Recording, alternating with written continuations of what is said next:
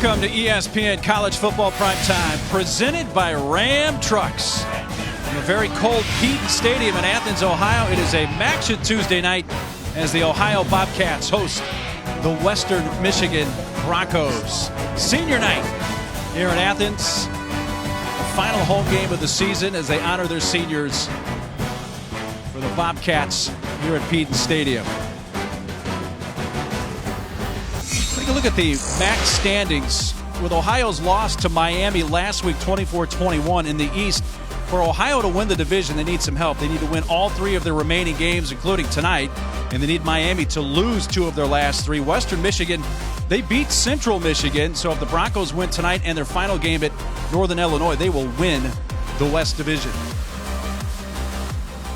It is great to have you with us tonight. MACtion on a Tuesday from Peden Stadium, along with former Notre Dame and NFL linebacker Rocky Boyman. I'm Mark Neely. Rocky, Western Michigan, they are sitting in the driver's seat in the West Division. This is a team that just finished their home schedule. They went unbeaten at home, 6-0.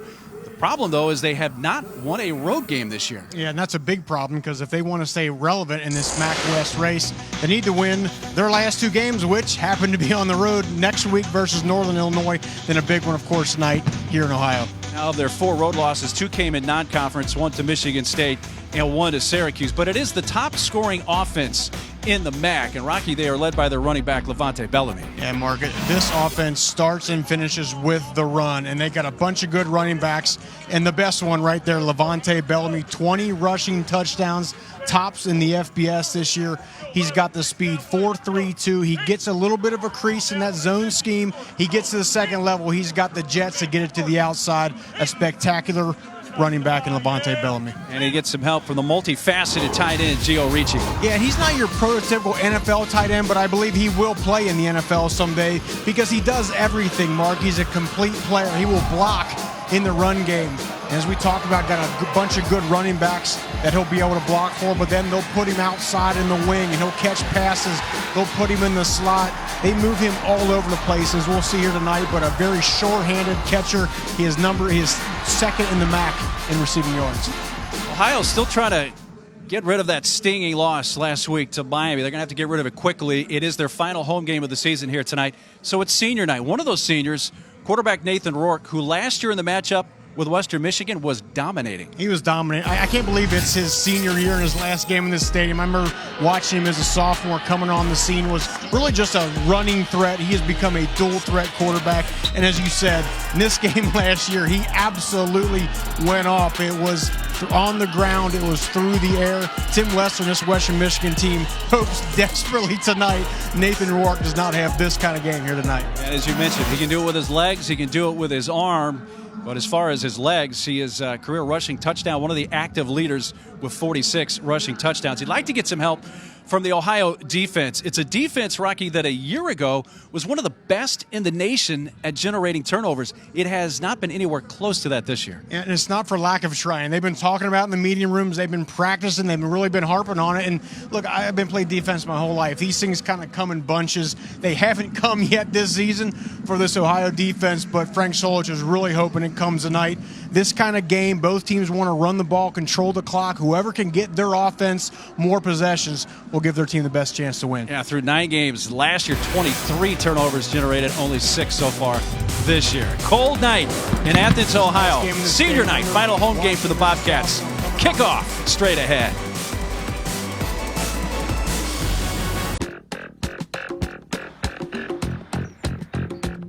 As your life grows, so do your needs. And with Bank of America and Merrill, the benefits you get can grow too. As a preferred rewards member, you can enjoy priority service and exclusive discounts, so your growing life can be more rewarding too. What would you like the power to do?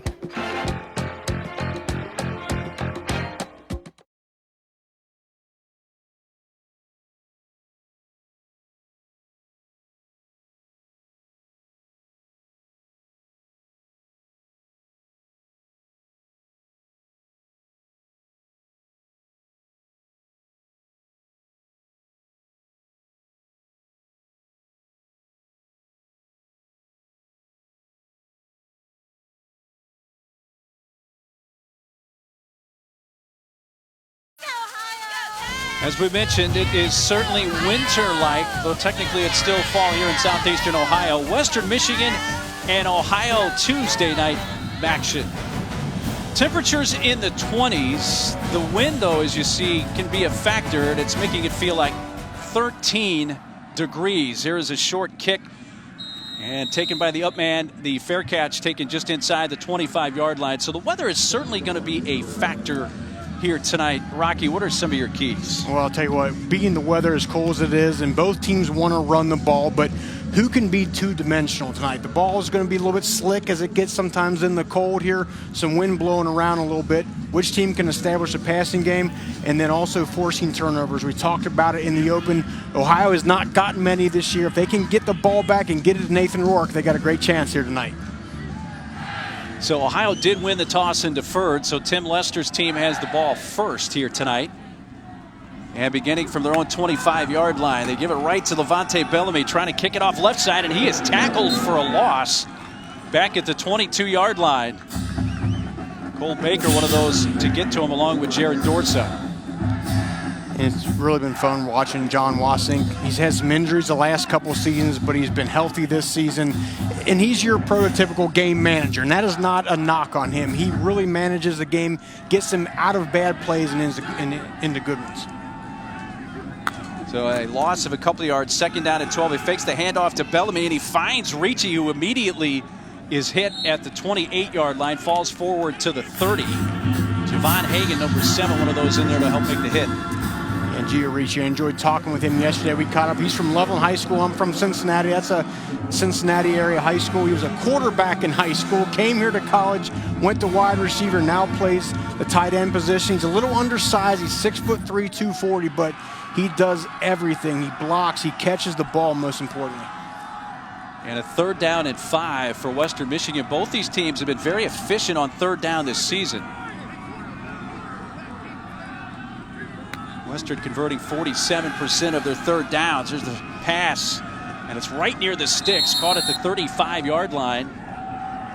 We'll see what the spot that he should have the first down. That's Keith Mixon on the catch, and that will be a first down for the Broncos. And that's what you get at John Wassink. Just the ball is right on the money, throws a very catchable ball for his wide receivers. First down for the Broncos from the 35. With 2 receivers at the bottom of the screen. Going to hand it to Bellamy on first down, and Bellamy straight ahead. Just pick up about 4 yards up to the 40.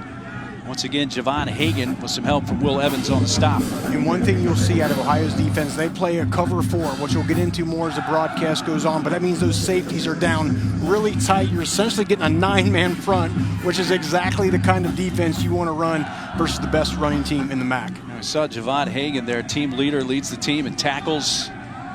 Him having a good game is a good thing for Ohio tonight. He's got to have a spectacular game. Von Tucker in is the back, but they put it in the air, and it's caught by Deshaun Bussell. He fights his way all the way up near midfield. They're going to mark him out right near midfield. It's going to be another first down. As we talked about, which team can get the passing game going as well, and right now Western Michigan doing a great job here, spreading the ball all over the field. And again, they can keep peppering the outside parts of this field, stretch that defense out a little bit. Then at some point, they're going to start hammering up the middle with the run. A 13-yard gain spotted all the way up at the 47-yard line of Ohio. And this is the first drive, and Tucker lost the football. It is recovered. It looked by Western Michigan. Tucker had it momentarily, and then it popped right out with no contact from the defense. And Mike Caliendo, the left guard, is the one who recovers it. And Von Tucker, he's kind of their thicker running back here, but I'm sure the coaches have talked about it, and they will continue to harp on it. Cold temperatures here, the feeling in your fingers may not be as good as normal. Got to make sure you secure the ball here tonight. By Mike Caliendo, got the right arm out there to recover it. On his second down and 11, they only lose a yard out of that. Bellamy right back in the game. Bellamy right up the middle to the 46 for just a couple of yards, met by Jared Dorsa, who's getting the start at middle linebacker tonight. It's a Western team that beat Ball State in an important game last Tuesday night in Kalamazoo. So they went 6-0 at home, but look at the turnover margin for Western Michigan. Yeah, that's why they haven't won on the road right there, -3. If for whatever reason they're just not doing a good job of putting the ball on the turf. Washington has a couple interceptions. They're not getting them as much as they can on defense here when they're on the road. Western Michigan had 7 turnovers in their first 4 games.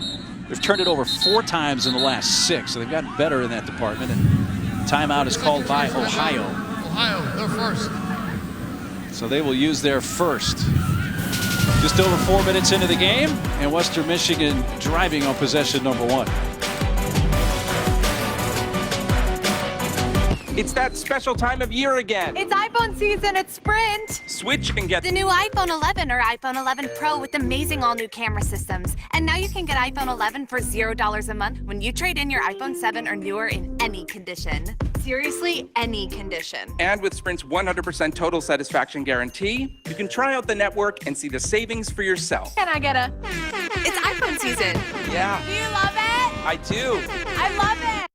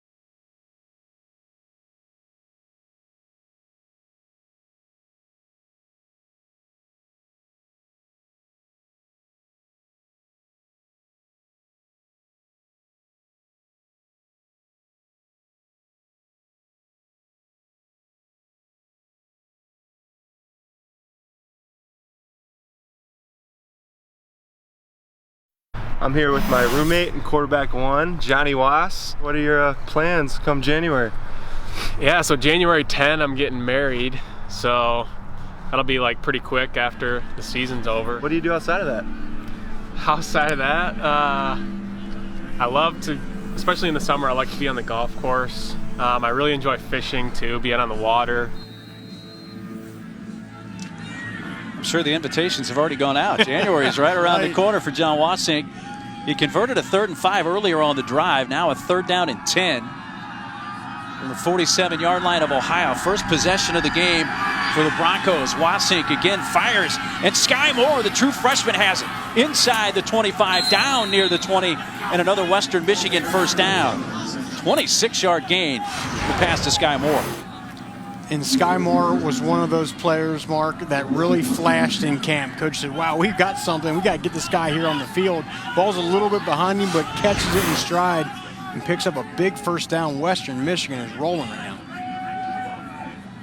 Wassink 4 for 4 to start tonight, 52 yards. They got Sean Tyler now in at running back.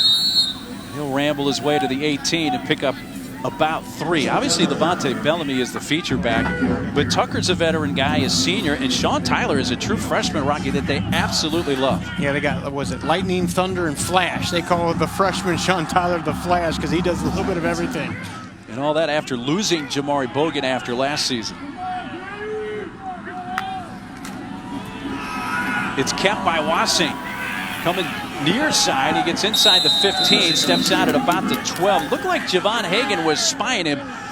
Last week, Rocky, against Ball State, Wassing had his 2 longest runs of his career. One a 46-yard touchdown and the other a 60-yard run. So they're on to that. Yeah, clearly Ohio watched some tape this week as they saw Ball State get absolutely just destroyed by that. Wassing's not a guy that keeps that zone read a lot, and I think they knew that going into that game last week. He kept it for some long ones. Ohio and Javon Hagan right on point there. And he does set up a 3rd and short, a 3rd and 1. Give it to Bellamy. He'll have the first down. He gets down to about the 9, where Amos Agun-Seymour wraps him up. But it'll be 1st and goal for Western Michigan. And that's what makes Bellamy so good. Obviously, he's the dynamic guy. He's got 10 rushes of 30-plus this year. He's got 6 rushes of 40-plus, but he gets down in here. Red zone's always a harder place to run the ball and pass it because the defense is compressed down in there. He finds those little windows and punches it in. Got trips up top. They're going to keep it on the ground, though, for Bellamy, trying to ride his way inside the 5. He'll be pulled down there at the 4 by Jaron Hampton. Javonte Bellamy, 5'9", 190 pounds. He has, I think, proven that he can run between the tackles, and this is looking ahead perhaps to an NFL career for him. Yeah, but then he's got the speed, too. That's what those pro scouts are going to want to see, that watch. And if he's getting down into those 4.4s or even lower than that, he's going to have a future. 2nd and goal inside the 5 for the Broncos. That's Ricci, the tight end, in motion. Bellamy trying to kick it outright, uses a stiff arm, but he's going to meet a couple of black shirts there and be dropped for a loss back at the 5. Key Thompson and Javon Hagan on the stop, a loss of 1. And that was a great job by Key Thompson because Bellamy can really reverse course and bounce things to the outside. Thompson showing a lot of athleticism right there and not letting Bellamy get to the edge. Well, Western Michigan has converted 3 third downs on this drive, and it's 3rd and goal. Just outside the 5, or right at the 5. Wassing flips it. There's Bellamy out of the backfield. He's hit at the 5 and driven out of bounds. May even lose a yard as cornerback Marlon Brooks made the hit, and that will be a loss of a yard, and it's going to bring out the field goal unit. And that was a great job by Marlon Brooks. You play things high to low, Mark. He waded back, stayed underneath the 7 route by Gio Ricci in the back of the end zone, and when he dumped the ball down to the running back, he came up and made a great tackle. That is how you play zone defense. It's going to be a 22-yard attempt off the right hash for Tiago Caps, the Brazilian native, who missed from 36 last week against Ball State, but is 7 for 11 on the year in field goal attempts. And he punches that one up and through, and Western Michigan settles for 3 points on their first possession of the game and eat up a sizable portion, about half of this first quarter. Right, both these offenses want to slow play this thing. We'll see Ohio's offense here in a bit. They don't snap that thing until about 5 seconds left on the play clock. 3 points for Tim Lester's team on their first drive. Taking on Ohio, of course, Frank Solich in his 15th season as the head coach for Ohio University. Played at the University of Nebraska back in the 1960s. In fact, he was the first ever Cornhusker to run for 200-plus yards in a game. Then, of course, he became Look at that. the head coach. I love it. Became the head coach. 6 seasons at Nebraska. There are a lot of Nebraska fans that probably are ruining the day that they actually let him go. And he came to Ohio, and he's been a mainstay here. If he wins tonight, he will pass Central Michigan's Herb Duramity for the most wins in MAC history. He does such a great job up here. First of all, they keep their staffs intact for the long haul here, but their team, Frank Solich, they never beat themselves, usually don't have a ton of penalties, and play really smart football. Great coach in Frank Solich. He's taken at the 8-yard line. A DL knock. Knock advances all the way up to the 31-yard line. So nice return for Knock. It's going to bring out Nathan Rourke in the offense for Ohio. And as we talked about in the open, Mark, such a dangerous runner. He'll run that zone read, and Western Michigan better have a plan. They do not want their defensive end or linebackers getting one-on-one, because if he has that scenario right there, he's going to win it more times than not. Such a dangerous player with his legs. Senior out of Oakville, Ontario. His parents here tonight. Of course, his younger brother Curtis Rourke. And that's a little problem on the snap, but he's able to scoop it up and only lose a couple of yards back to the 29-yard line. The snap was a little bit high. Yeah, high and Rourke's left. That's the way you want to start. But Coach Albin talked to us here this week, the offensive coordinator. They like to give him about 7 design runs, and then there's another 3 or 4 or 5 times that Rourke will keep it himself.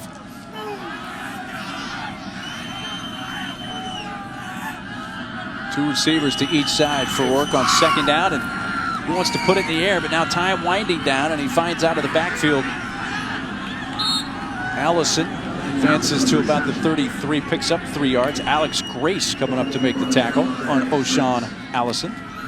And Ohio has 3 very capable running backs. Allison, we just saw, Demontre Tuggle, also Julian Ross. Just kind of keep rotating those guys in, go with a hot hand. But here, right out of the chute for the offense for Ohio, a 3rd and long, a 3rd down and 8. Western Michigan likes to bring pressure.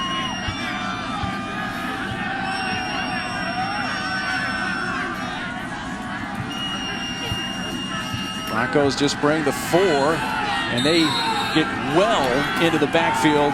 Ralph Howley, the first, sack him for a 4-yard loss, 4th down. It was a great job of penetration. They did not blitz. They showed blitz and backed out of it. And that's what Nathan Rourke has to be great at tonight, is diagnosing the blitz. When's it coming? Where's it coming from? Right there, Western did a great job just getting some penetration, tackling the backfield. So a 3 and out for Ohio on their first possession, which didn't begin well with the bad snap. Michael Farkas on the punt with Keith Mixon back for Western Michigan. He'll let that bounce at the 35, take a roll, an Ohio roll inside the 25, and will be down there.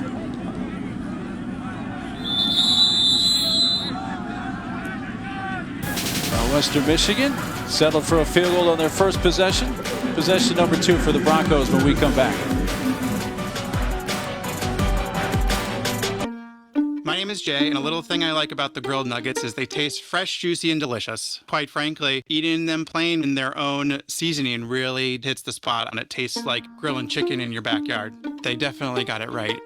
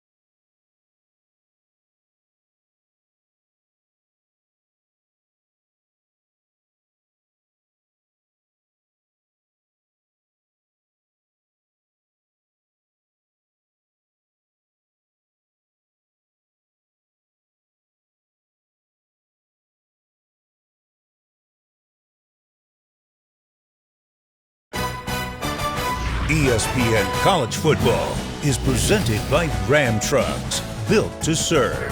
And in part by Domino's. Order online and track your order. Last time for the seniors to play here at Peden Stadium for the Ohio Bobcats. Rocky, what do you remember about your final game, home game at Notre Dame? Well, we won. I believe we played Navy, I think, so we got the win. And I mean, it's just amazing how fast it goes. You ask any player on this Ohio squad playing their last game in the stadium, they'll tell you, God, I cannot believe how quick it all went. And bad news, Mark, as you well know, as you go on in life, things just happen quicker and quicker. Keeps going faster and faster. Western Michigan going to begin at their own 22. Quarterback John Wasink on that first possession was 4 for 4 through the air for 52 yards. 3 of those 4 passes went for first downs, and he had a 6-yard run. Surgical. Wound up with a 22-yard field goal. Tiago Caps on their first drive. To throw on first down, and he's just out of reach of Sky Moore. It was Elias Motley on the coverage of Moore. So there's his first incompletion of the night. Yeah, this is a running offense, but the guy who makes it all work is John Wasink. He just does such a great job of, reading the defense. And late last week in that game, he really accounted for some things he saw and changed the plays and got them that win. Going to give it to Bellamy on second down, trying to bounce it outside, but not much there. He's going to be dropped. Only picks up about a half yard or a yard. And that's one thing you watch Bellamy, Mark. Sometimes he wants to get to the outside too quickly. This isn't grade school football, right? These guys are fast out there, and especially if he would go to the next level here, those defenders, they can run now. I'd like to see him kind of pound that thing a little bit more up aside, get into that second level before you try to bounce it outside. Had 3 rushing touchdowns last week against Ball State. 2 weeks ago, had a career-high 4 rushing TDs against Bowling Green. With a 3rd down and 9. And it looked like Sky Moore, the receiver at the bottom of the screen, jumped. It's going to be a 3rd and 14. False start. Offense, number 24. It's a 5-yard penalty. 3rd down. Luke Richmond, our white hat tonight. And the other thing Ohio's defense has not done well this year, also with not getting the turnovers, is sacks. Only got 16 sacks on the season. You'd like to see him get some pressure here, or it look like they're not going to blitz. Their first penalty of the night.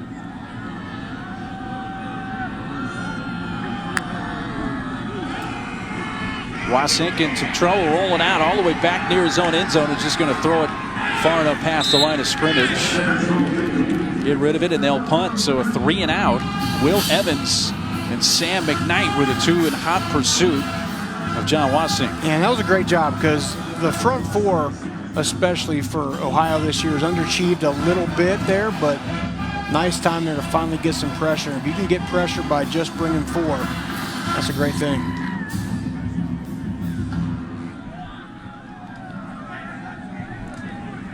Bingo long, actually DL knocked back to receive the punt from Nick Mahalik.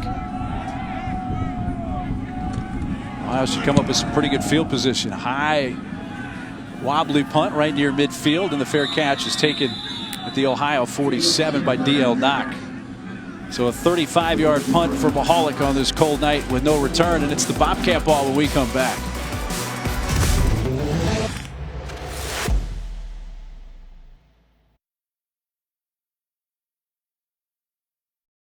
It all comes down to a single, defining moment.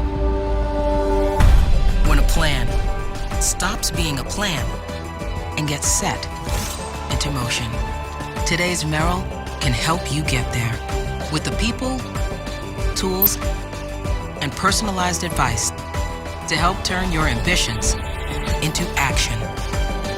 What would you like the power to do?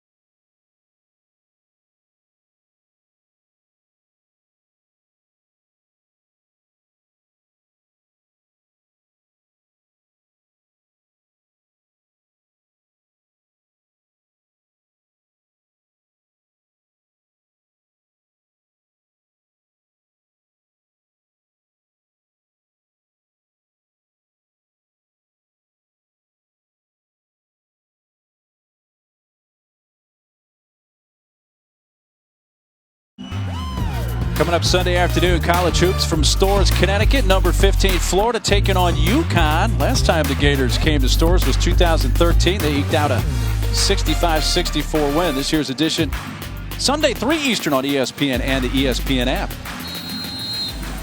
Last home game for the Bobcats here tonight. A good starting field position for this drive. They had a total of -2 yards on possession number 1, but Drake Spears, Braden Fisk right there defensively for Western Michigan. And that's the second time tonight, Mark, I've seen the front line of Western Michigan really get some penetration and just disrupt that dive option before it can get started. He'll rotate 10 different guys in there. Rourke looking to pass, and it's caught at the 49 by Cameron Odom. Picks up 5 yards. This wide receiving core for Ohio, it's kind of been different guys every week. No one's really emerged as the guy. I'd say their best receiver is Isaiah Cox, though, number 6. He's the speed demon. He's the guy that can take the top off of defense. Third down and 6. Bobcats looking for their first down. Here's Rourke. And a pass is behind Cameron Odom. And it's 4th down. And this is interesting. This is the second third down. Western Michigan has dropped 7 into coverage. Usually their team on third down, they're bringing the house. They're bringing people from everywhere. But they saw something on tape this week. They want to drop guys back into coverage and force Nathan Rourke to make those tight window throws. Zaire Barnes had a hit for Odom, even though Odom didn't come up with the football. And those hurt more on a night like tonight, Mark, yeah. I can tell you. So consecutive 3 and outs for the Ohio offense. Try to flip the field here. And Keith Mixon back to receive this high punt. First punt for Farkas went for 49 yards, and this one's going to bounce out of bounds inside the 5 at the 3. A beautiful 46-yard punt from Michael Farkas, and he pins Western Michigan inside their own 5.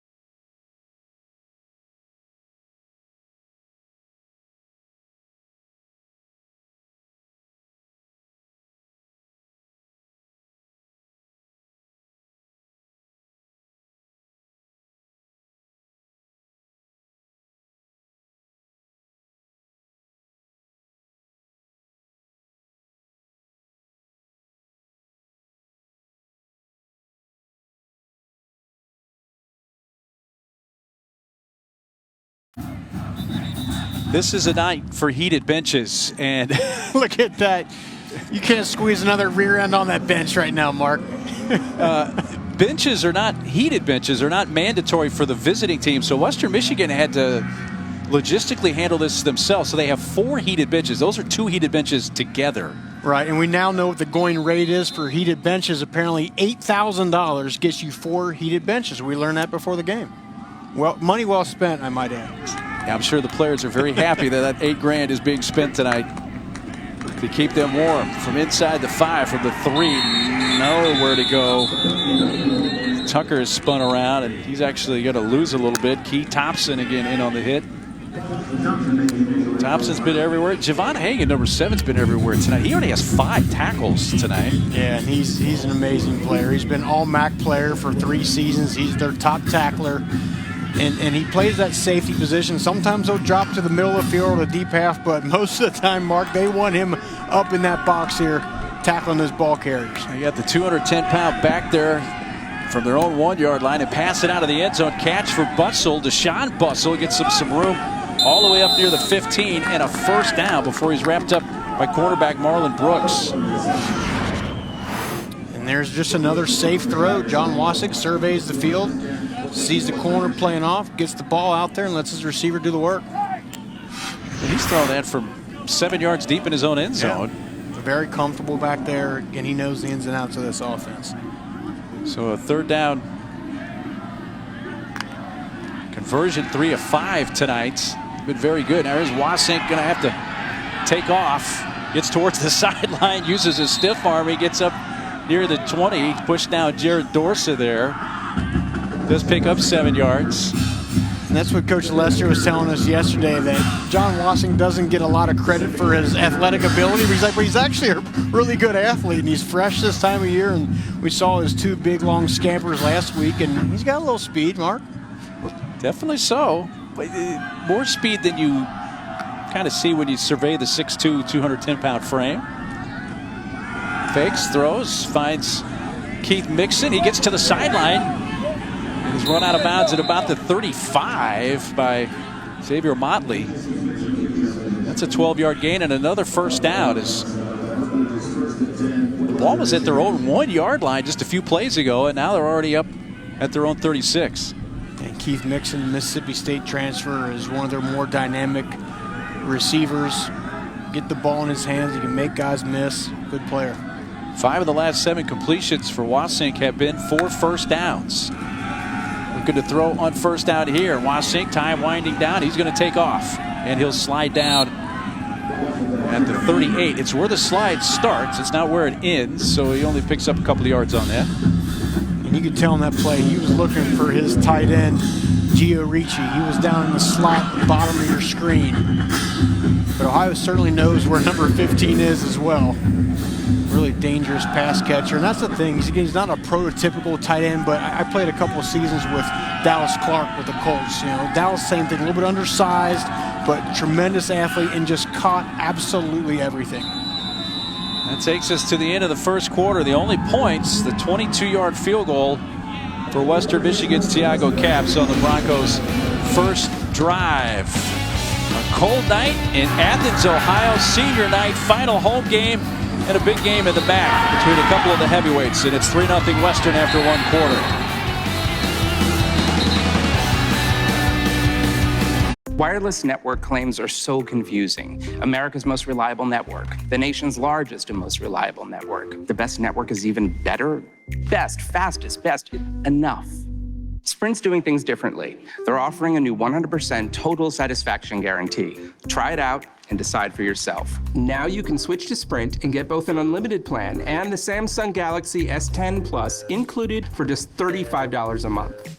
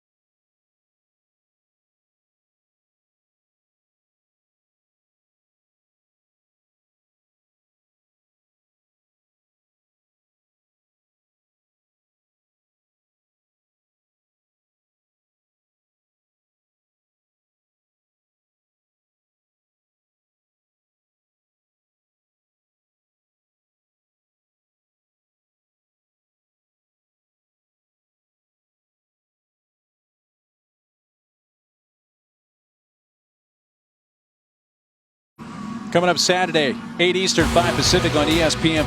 Our UFC Fight Night main card is highlighted by Jacare Souza. He's moving up to 205 pounds to battle top 5 light heavyweight Jan Blachowicz. It's the 5-round main event from Sao Paulo, Brazil. To order the main card in English and Spanish, go to ESPNplus.com. Be sure to download the ESPN app if you're watching from your mobile device. By the way, the prelims start at 5 Eastern.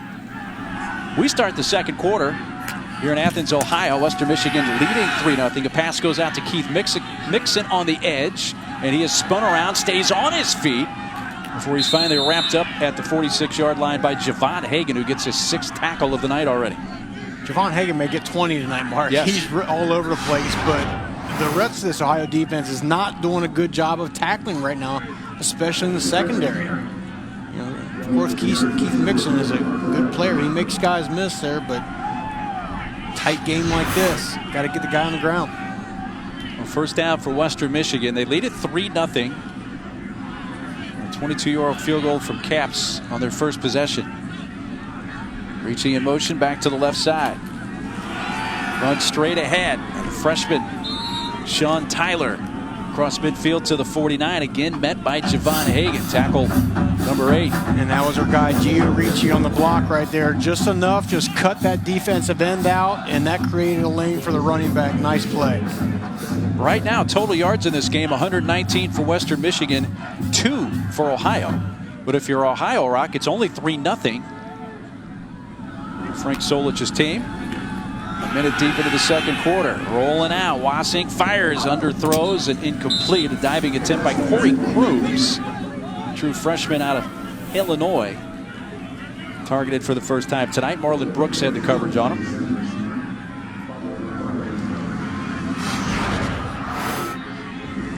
Got to get Wassing outside the pocket here. Just a little bit off. That was maybe the most errant throw Wassing's had all night. Of course, that is a tough throw to make. Now 8 of 11, 88 yards. Devon Tucker in the backfield for this 3rd and 5 call. Tucker's going to carry it, and he has the first down. Uses a stiff arm, and Tucker tripped up at the 30-yard line by Xavier Motley, or he might have been gone. 18-yard gain, first down Broncos. That's a problem right now for Ohio. Good job of blocking up front, just a little bit of a zone scheme there, and the center got just enough of the nose tackle there. And then Devon Tucker did the rest. 10th play of this drive for Western Michigan. It's a handoff. Tucker running right, got tugged on but not brought down by the initial tackler. But Dylan Connor, linebacker, does get him for a 3-yard gain. And Mark Brooks, who was getting the start at right tackle tonight for Spencer Cans, who's out with injury, and now Brooks is slow to get up for Western Michigan. So with the Western Michigan injury to Mark Brooks, we step aside here in Athens.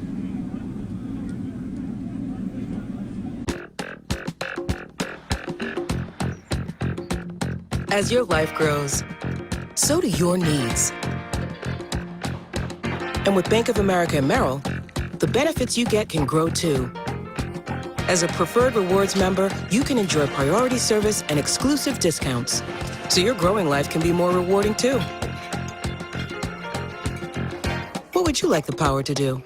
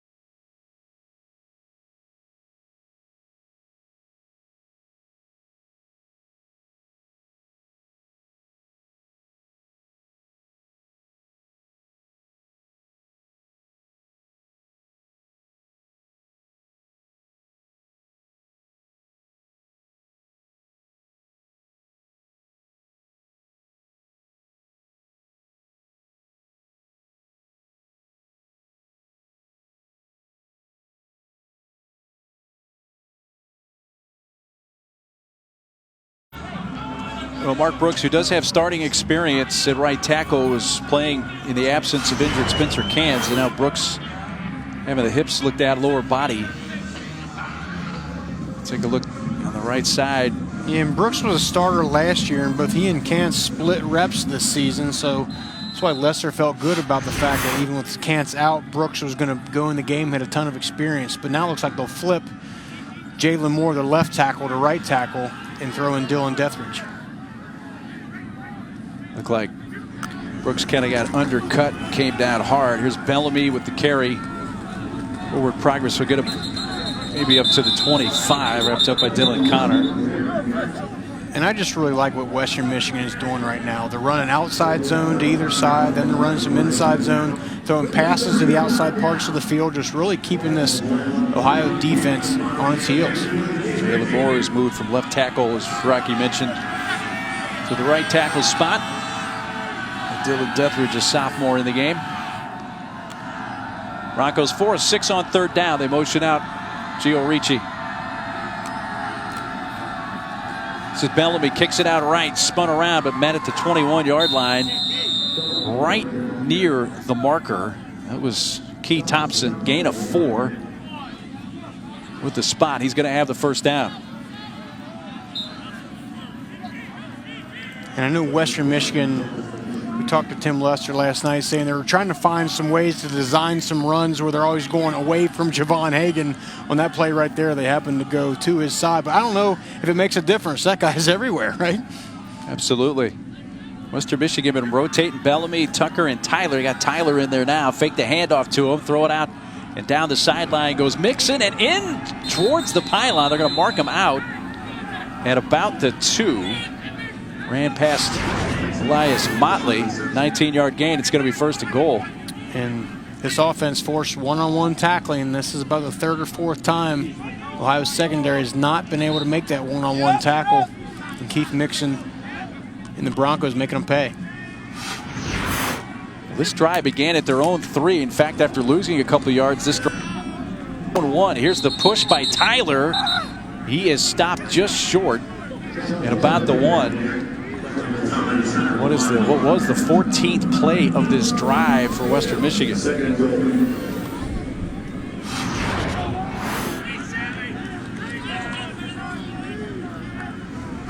Inside zone play, body on a body here, trying to get some push. Got close. Bring in Bellamy, who has 20 rushing touchdowns on the season to lead the nation. Who's going to get it? If you guessed Bellamy, you'd be right, but does not make it into the end zone. He'll be stopped for no gain by linebacker Jared Dorsa. And it will be 3rd and goal. Dorsa had a knee injury, back now. They certainly are happy to have him back. Yeah, he's the captain back there. He gets the guys lined up, and now here makes a nice play. Or sorting through the trash and making a tackle on the 1-yard line. So it's 3rd and goal from the 1.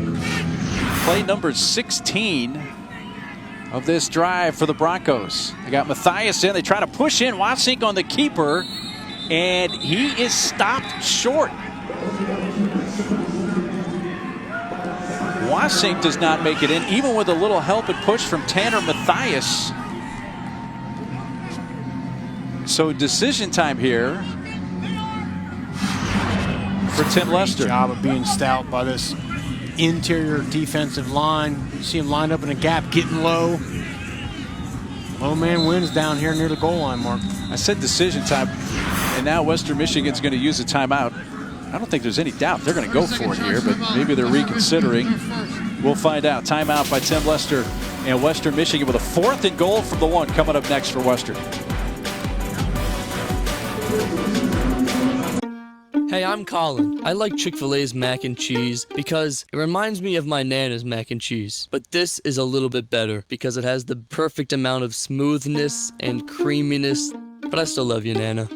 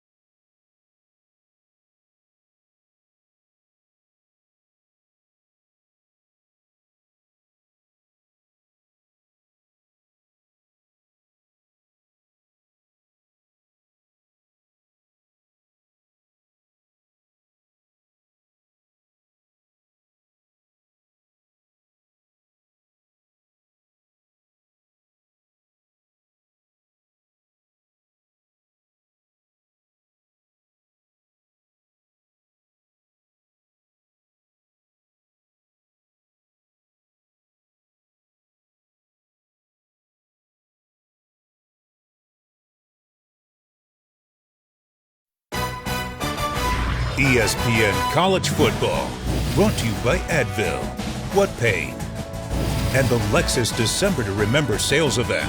Offers available for a limited time. Yeah, there are some LSU fans here because of Joe Burrow, who of course went to high school here in Athens. His dad, Jimmy, the longtime defensive coordinator for Ohio. In fact, the first scholarship offer for Burrow came from Ohio. He went to Ohio State initially, a couple of years there. Now he's with LSU. And by the way, the college football playoff recently, a few moments ago, out. LSU is #1. We'll get to more of that shortly. But right now, for Western Michigan, they're going to go for it on 4th and goal from inside the 1. And if you kick a field goal here, you're up 6-0, even though you've outgained them 167-2 in total yards. So Western says, hey, we're going for it with a power formation. They're going to try the same play again. Matthias trying to push in Wasink. There's a flag down. No signal on the touchdown, so he didn't make it in. And Ohio thinks they've held. We'll see about the flag. It looked to me like he got in, but obviously there's an important flag here. Prior to the snap, full start. Offense, number 51. It's a 5-yard penalty. Repeat, 4th down. So it's 4th down again. So now you bring out the field goal unit. Please reset the game clock to 9 minutes and 55 seconds. And if you didn't actually make it into the end zone for Ohio, you're probably wishing there was no flag there. That's exactly right, because they stop them, they get the ball on about the 1-inch line there. So in a way, that worked out for Tim Lesser in Western Michigan. They got a chance to get some points out of this. Well, Tiago Capps hit a 22-yarder on the first possession of the game for Western Michigan. This is a 23-yard attempt off the left hash. The earlier one was off the right hash. Both out of the hole to Nick Mahalik. Actually, they moved the ball up just a bit, so it's going to be another 22-yard attempt for Tiago Capps.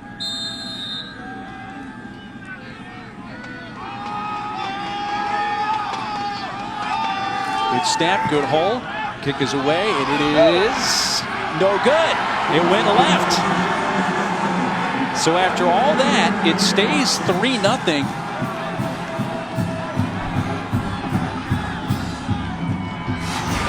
After a 17-play drive, they get stymied inside the 1, settle for the field goal, and it goes left. And what a much-needed momentum swing for Ohio. Again, your defense is getting battered and bloodied out there. 17 plays marching down the field, and you turn them away with no points. Frank Solich likes it. There you go.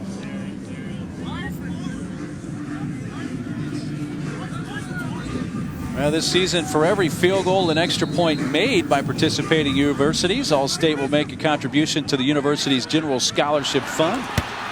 We say thank you, All-States. Well, Western Michigan has outgained Ohio in total yards 167-2. And it's just a 3-0 game. Ohio takes over on their own 20-yard line.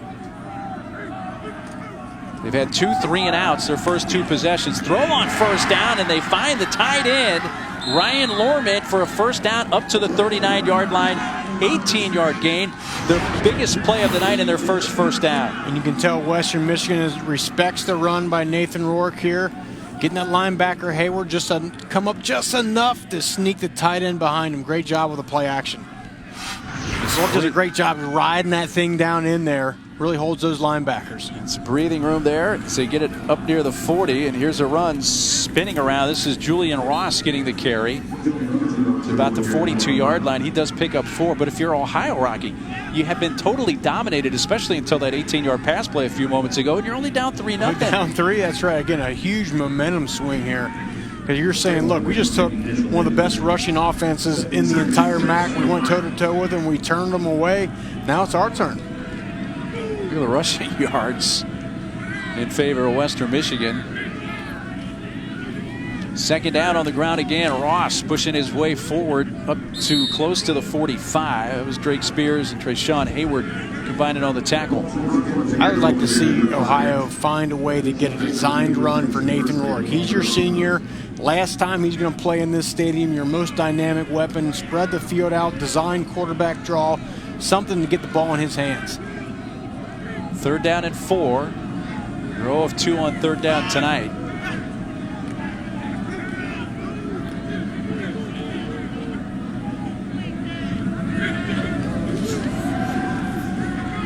Rourke in a clean pocket, just dumps it underneath, and they're going to get the first down. Everybody was covered. Julian Ross out of the backfield, a 6-yard gain. First down up near midfield. Again, Western Michigan does not bring pressure. You watch tape on this team coming in, and they bring it from many, many different ways. They want to drop their guys into coverage here, but nice job by Rourke finding the open man. Rourke now 4 of 5 through the air for 32 yards.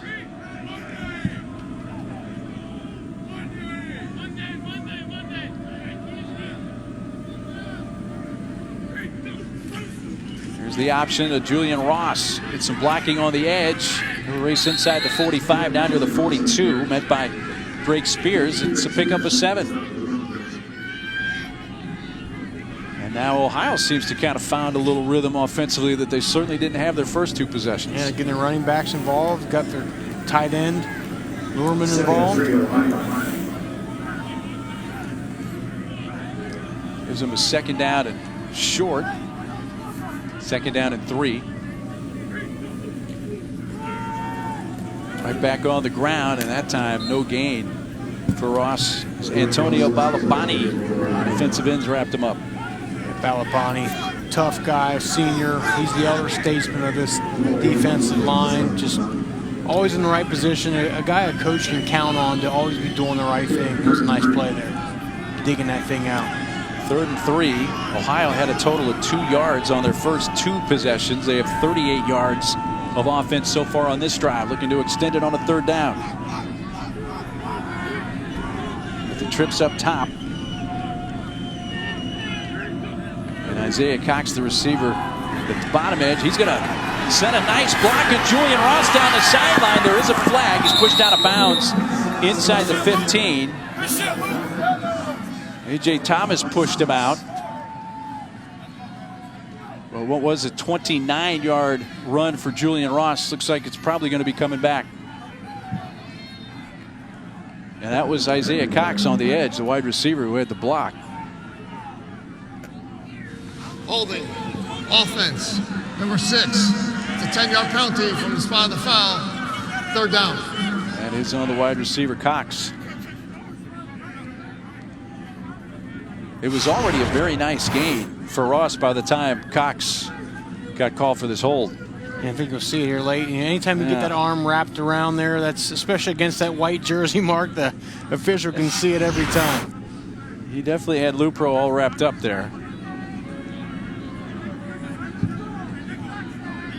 That changes this drive. Now moves him back to the Western Michigan 43. At the spot of the foul. So what was a 3rd and 3 is now a 3rd and 4.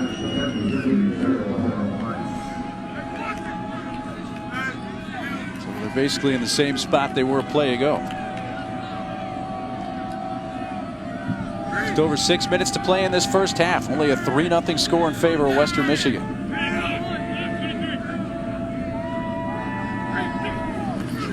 Rourke, options. Ross pulled down, got collared down by Trayshawn Hayward. No flag. I know the Ohio fans were wanting some kind of horse collar. It was just a high tackle from Hayward and wrapped him up for just a 1-yard gain. And good job by Western Michigan. They clearly want to say, if you're going to beat us, you're going to beat us with someone other than Nathan Rourke. They take him away early now. He's forced to pitch it to the outside, and then you get Trayshawn Hayward, one of the top tacklers in the MAC, has 115 on the season. Just run that bad boy down. That's what he does best. Yeah, leading the MAC in tackles, 2nd in the nation. Fair catch called for at the 9 and taken by Keith Mixon. Team to play. First half, a low-scoring game so far in Athens.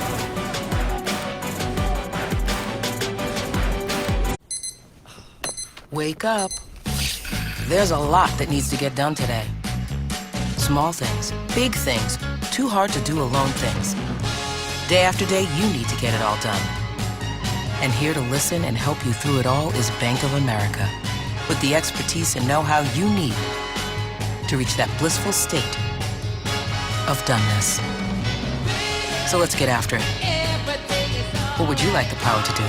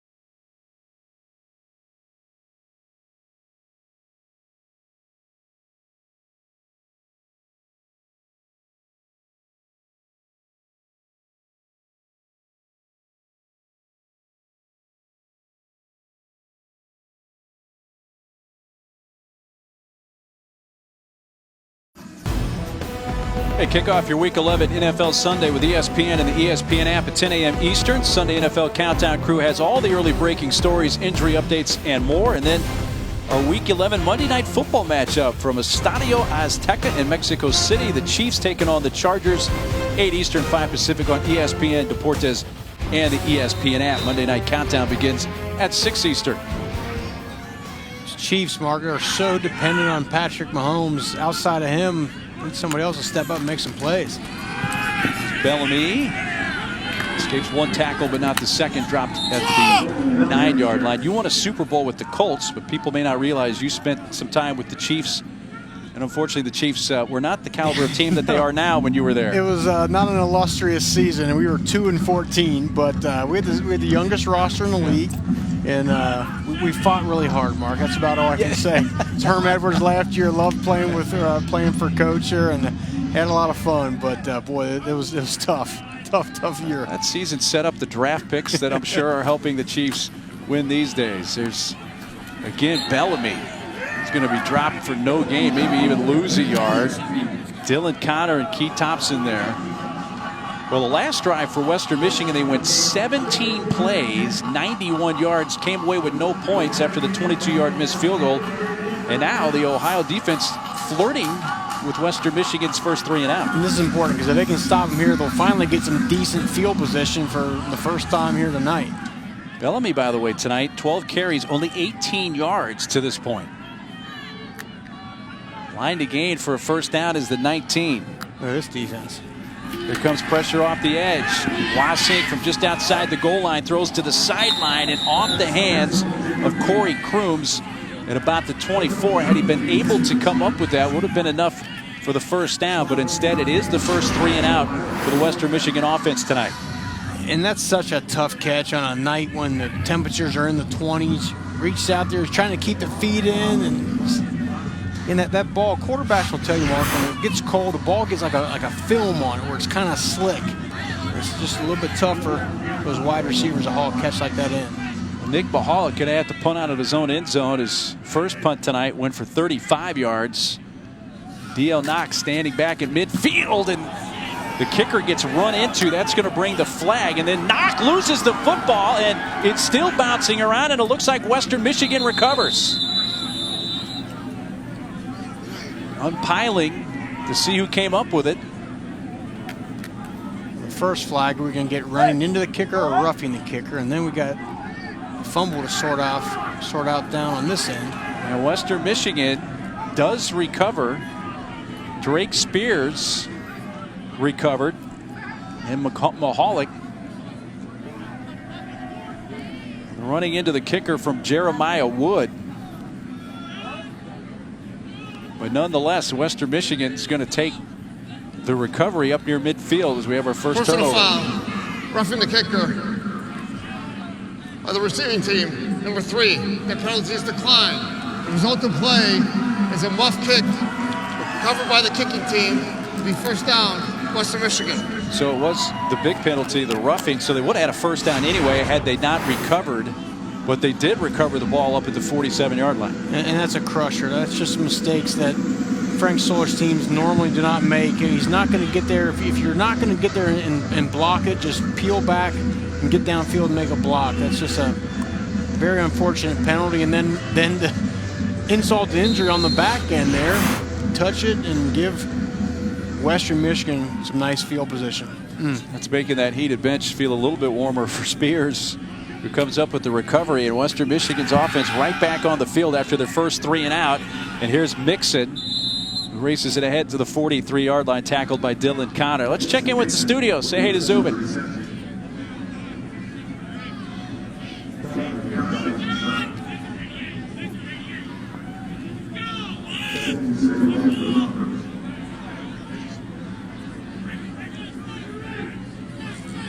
Look forward to that, Zubin. Thanks very much. Here's Wasink. He's going to fire, looking for Mixon, who slows down and incomplete. That was good coverage there by Devontae Mitchell, who never really looked back to see the ball. It looked like it hit him in the back. Yeah, that was a great job. no face guarding in college football, so if you can't get your head turned back around, play the wide receiver. You see those arms coming up, defender's arms came up through the middle. That's perfectly played. Western Michigan now tonight 5 of 9 on third down. Third short. Bellamy bounces off one would-be tackler, and he's going to have the first down at the 39-yard line. Cole Baker's the one who did wrap him up. 5-yard gain. Javon Hagan, a rare missed tackle. That was mano-a-mano in the hole. And Javon Hagan took the brunt of that one there. Usually he's a short tackler, but Levante Bellamy is no slouch, obviously. He's one of the better running backs in the MAC. Scampered forward. Right back to Bellamy. Looked like he wanted to kick it outside, but does pick up 3 straight ahead. It's Kai Caesar with the stop. See, that was a smart play, though, and he didn't get a ton more yards there, but if he tries to kick that thing outside like he has a tendency to try sometimes, he gets no extra yards. Pound it up inside and at least get another 2 yards. Well, that carry for Bellamy 2 plays ago of 5 yards for the first down, his longest rush of the game so far. They got Ricci split out at the top of the screen, looking in his direction. Instead throws underneath, and the catch is brought in by Crooms, and he'll have a first down up near the 25-yard line. First catch of the night for the freshman. Crooms goes for 11 yards. And smart play. Mike got a little natural pick with the official there. Use what you got out there. Yeah. Right. First down with Bellamy in the backfield. Quick strike out to Mixon. Muscle blocking on the edge, but it's well defended and pushed out of bounds at the 25 by Devontae Mitchell. Not much there. Does pick up a couple of yards. Mark him at the 23, 24. I'd like to see Western Michigan find some ways to get Gio Ricci involved in the pass game here. He's done such a good job with that this season, designing some things coming from that wing position or extended to the outside. He's going to be the slot receiver second from the top. Love to see him get the ball in his hands. Targeted him a couple of times. 1 catch so far tonight for him. Swing it out, and it's caught by Mixon. Gets a block from Ricci and falls forward to the 15, and I'll have another first down for the Broncos. That picked up 9 yards. Yeah, Ricci didn't get the ball, but his block is what sprung that play and gave the Broncos a first down. A little smile there from his roommate, John Wasink. By the way, it's always smart to be roommates with the quarterback if you want to get the ball thrown in your direction. If you're a young wide receiver, take note of that. Room with the quarterback. Didn't think of that, but that sounds like good common sense. This is Tucker. Tucker barrels his way forward inside the 10 to the 9. Jared Dorsa with the tackle. That's a gain of 5. Tucker put it on the ground in the first quarter. He was fortunate as his teammates recovered it. Mike Caliendo did. The only turnovers so far tonight on special teams. Ohio on that punt return is what has given Western the ball on this possession. Again, Tucker, but he's immediately wrapped up by Amos Ogun-Seymour. Seymour closed on that dive hard on that play. You wonder if Watson tries to pull that thing and keep it. Western Michigan, they're second. So it's just 43 seconds left in the half. Western Michigan is going to use their first timeout, trying to add to their 3-0 lead. ESPN, home of the New Year's Six and the College Football Playoff.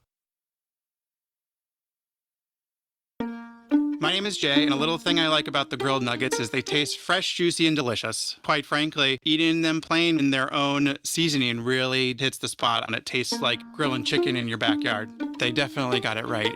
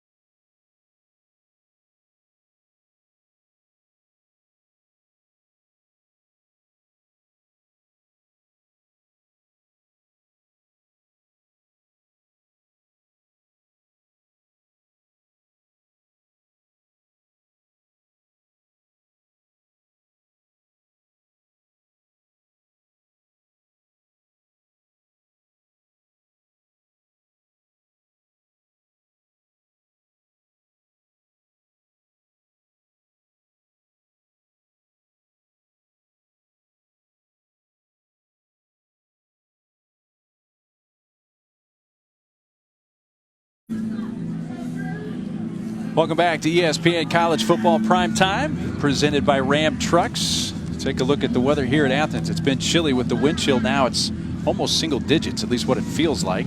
Ooh.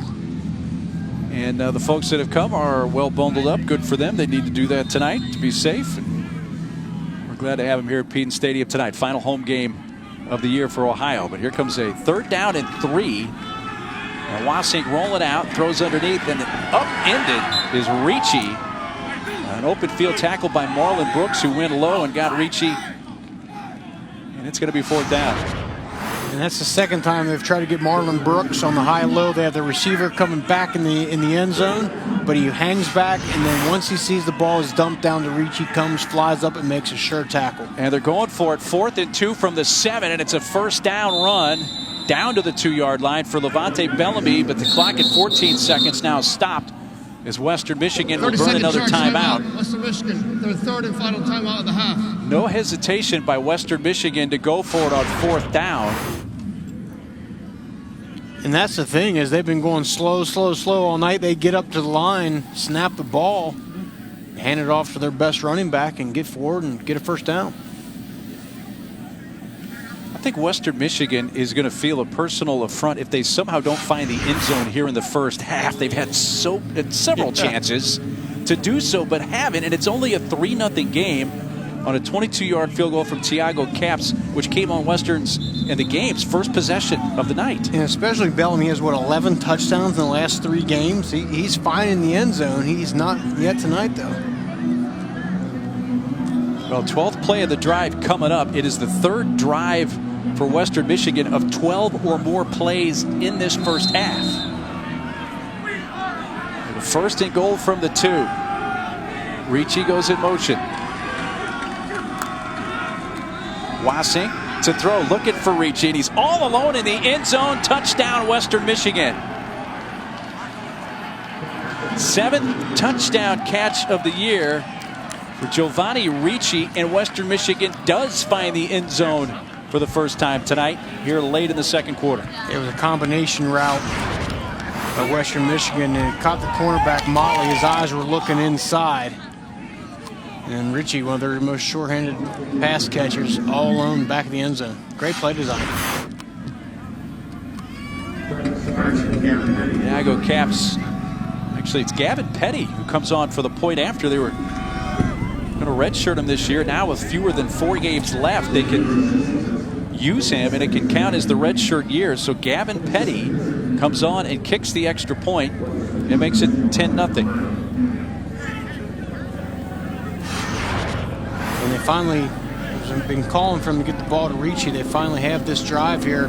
Look, just kind of the natural pick play. You see this a million times down this part of the field. As long as the receivers sell it, they're never going to call it. And offenses know that. Tim Lester knows that. And as a defender, you got to be prepared for that. You got to know that that's what they're going to try to do. Get yourself in position where you don't get picked and you don't leave a receiver wide open in the back of the end zone. Another long drive, and it ate up only 3.5 minutes here. With only 8 seconds to go. First half coming up Sunday afternoon. College hoops from Storrs, Connecticut. Number 15, Florida, taking on UConn. And the last time the Gators came to Storrs, 2013, they won 65-64. That's at 3 Eastern on ESPN and the ESPN app. Basketball season already. Can't believe it. It is hoop season. DL Knock. Bingo long back deep for Ohio with just 8 seconds to go. Western Michigan has 48 plays tonight. Ohio 14. This is Knock, who's up to the 30, but 1 second left on the clock. So Ohio will get an opportunity for their 15th play of the first half. It's going to be a quick film session for them tomorrow, but a bad one if they don't find a way to get some offense going. They missed a golden opportunity. That last drive, Western Michigan was going to be punting, but was punting basically out of their own end zone. Ohio going to get the ball about the 40-yard line. They have the penalty, and then Western Michigan takes advantage and gets the touchdown. Not going to take a knee. He's going to hand off to Tuggle. And that's going to take us to the end of the first half. I know there was the late touchdown by Western, Rocky, but if you're Ohio, you're still only down 10-0 in this game. Oh, they're perfectly well positioned in this game. They just got to find a way to get some offense going here. They'll look at some things at halftime, come back out and play. So halftime here at Pete Stadium in Athens, Western Michigan leading Ohio 10-0. Coming up after the break, it's the AT&T Halftime Report with Zuba Mahinti and Trevor Manich.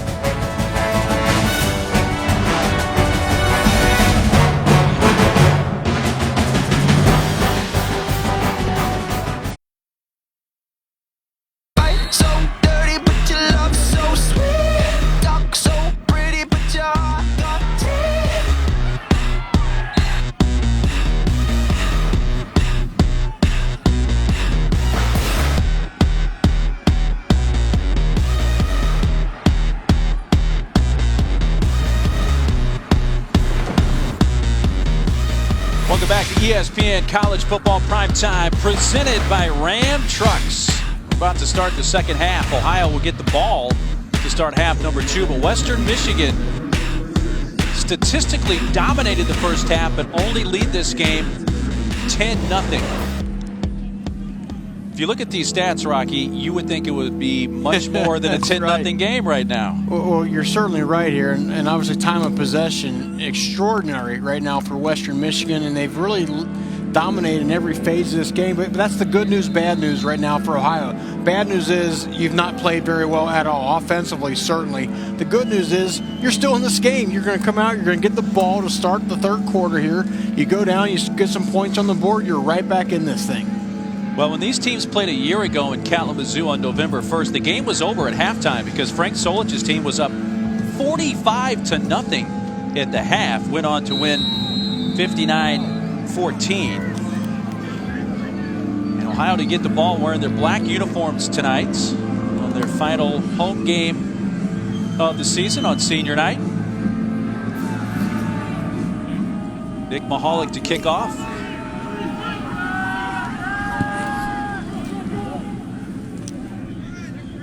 Knock from the 1. He's going to get it across the 25 to the 26-yard line. And that's where the Ohio offense will start. Great to have you with us on this Tuesday night action.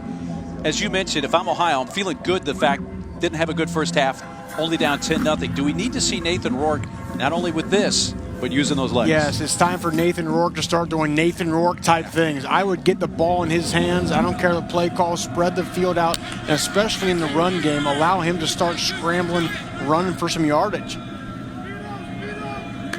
Start from their own 26, looking to throw. Rourke, he finds his man, is dropped though by Cameron Odom. Not a good start to the second half for Ohio. And I know it's cold, Mark, and I know the fingers don't have all the feeling in them, and the ball's a little slick, but you got to come up with that play. That's a great way to start the third quarter, and now it's still 2nd and 10. Time to throw again for Rourke, and he overthrows the intended receiver this time. That was Buckner, Jerome Buckner. 2 passes, one of which should have been caught, and it's 3rd and 10. First one was the receiver's fault. That one was Rourke's fault. Let that ball sail on him a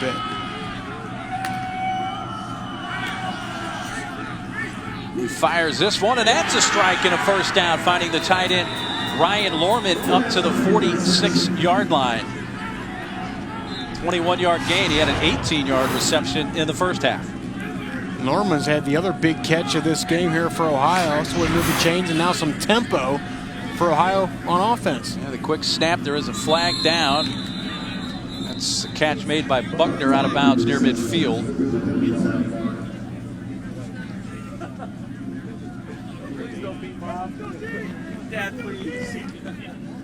Referee tonight, Luke Richmond. And I like the decision there. Illegal substitution, defense, 12 men in formation. It's a 5-yard penalty. Repeat, first down. didn't get the 12th man off in time. The illegal substitution and that's penalty. a good job by a senior quarterback in Nathan Rourke, snapping that ball as the defender's trying to get off. And again, Ohio normally just loves to bleed that play clock down, but you get a good play, get back up the line, get some momentum, and fire another one off. First down into Western Territory, and that is caught by Allison, who will race it ahead inside the 45, and by A.J. Thomas. See, if I were Ohio right here, I'd get back up the ball and run another play. Get some tempo going. You've got two plays in a row. The only time all night you've had some momentum. Keep it going. After that gain of 4, it's 2nd down and 1. Frank Solich's team that first half only ran 15 plays. Compare that to the 48 plays run by Western Michigan in the first half. Number 28 from Ohio is the injured player. He must leave for one play.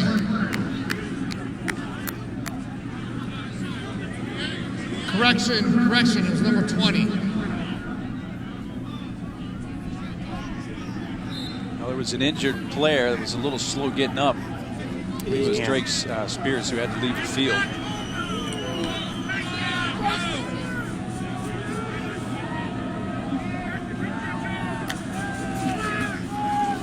Hand off it straight ahead. Allison, his best power run of the night to the 38, to the arms of Drake Spears. 6-yard gain and a first down for Ohio. And I like how Allison right there got small, right? Just kind of tucked it up in there, found that hole, and burst it forward. First down. Native of Norristown, Pennsylvania. Redshirt freshman is Sean Allison.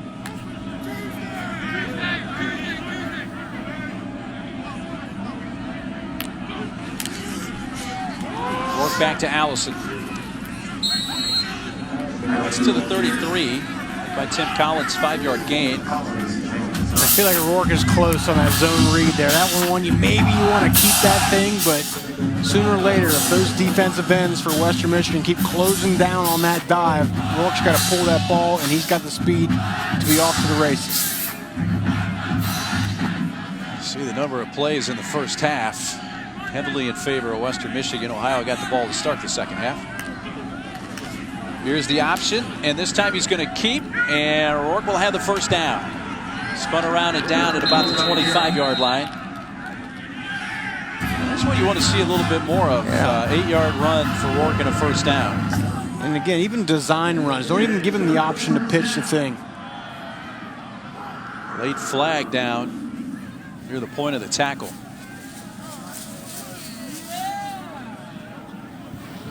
After the play, unsportsmanlike foul.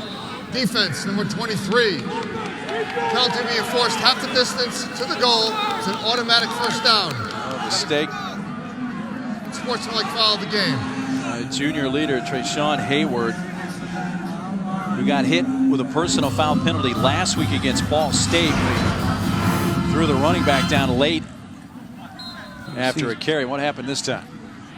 And there he is at the bottom of the pile. Not certain what he did. If he just, see, they're always going to get the, decent acting job by Ohio there, I must say, but they're always going to get the second guy who initiates contact. So first down, Rourke, plenty of time to throw it towards the end zone, incomplete, and off the fingertips.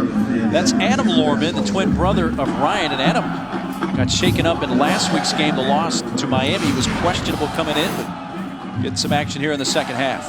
And you see this play a lot down by the goal line. Tight end bending that thing there right down the seam, just a little bit out of the reach of Lorman.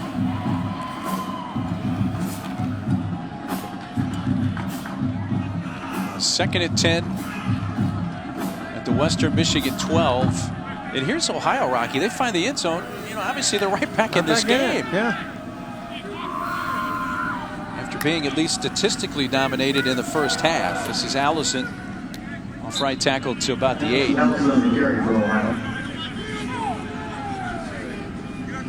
Justin Tranquil able up to make the tackle. 5-yard gain for Allison. But it is third down. 3rd and 6. I try to find your tight end, Ryan Lerman, 6'4", 250 pounds. He's been dangerous tonight down here closer to the end zone. He's in the slot to the top of your screen. His twin brother Adam's part of the trips on the left side of the formation.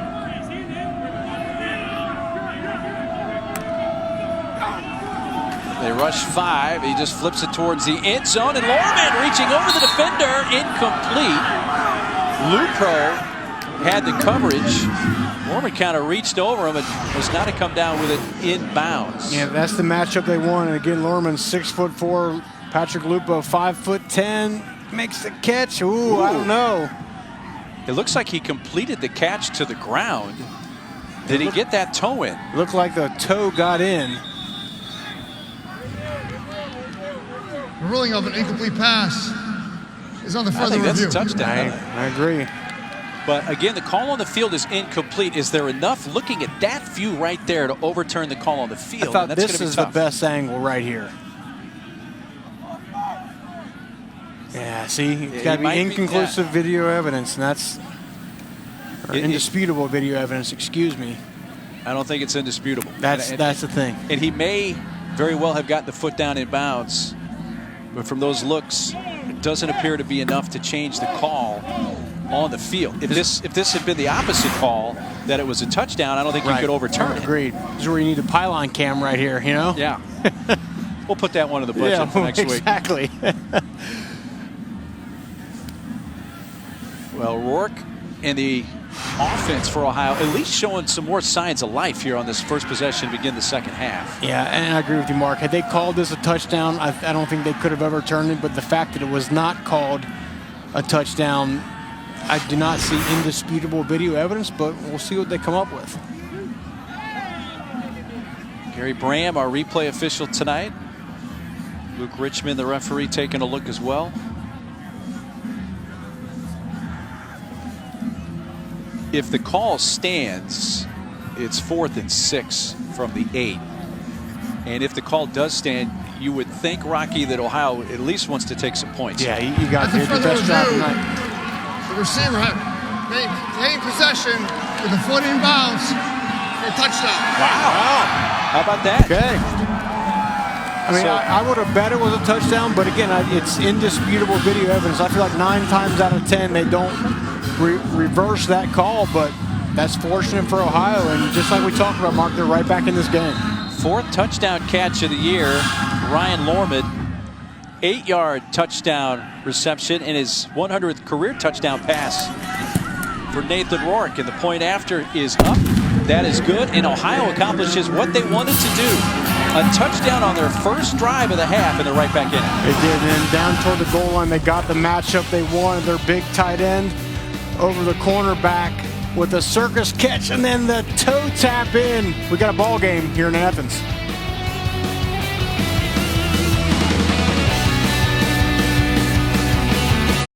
It all comes down to a single, defining moment.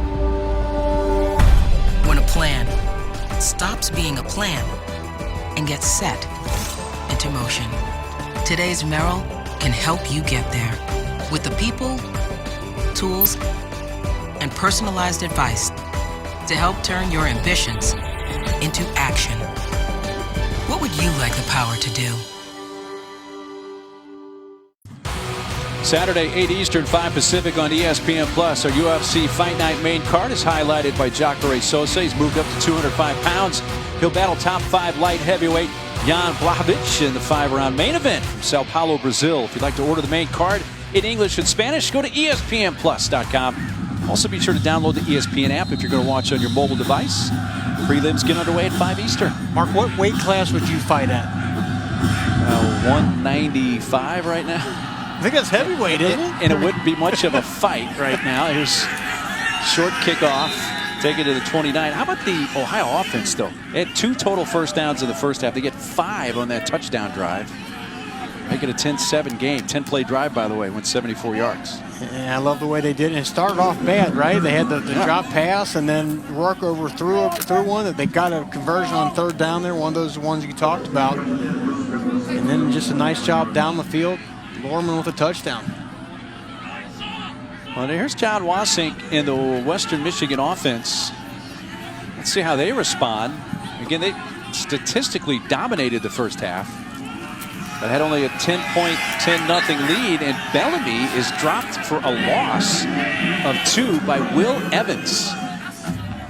And that was just a great play call by Ohio's defense, because they had the defensive end coming down on the dive, but then the safety on the outside, so Wasson couldn't keep that ball, because or else he would have ran into the safety. They had 2 guys right there, as you can see.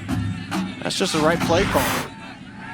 It's 5 tackles for loss for the Ohio defense, and Bellamy's he's averaging less than 2 yards a carry tonight. 29 yards, 16 carries. Wasink pressured, stepping up. Now he's going to take off and gets met right near the original line of scrimmage when the series began at the 29. Does pick up 2, hit by Cole Baker and Jared Dorson.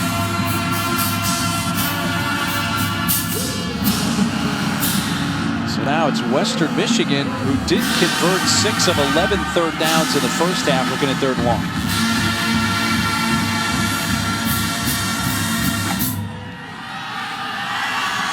And if the Ohio defense can get off the field right here, all of a sudden you really feel big momentum going the way of the Bobcats.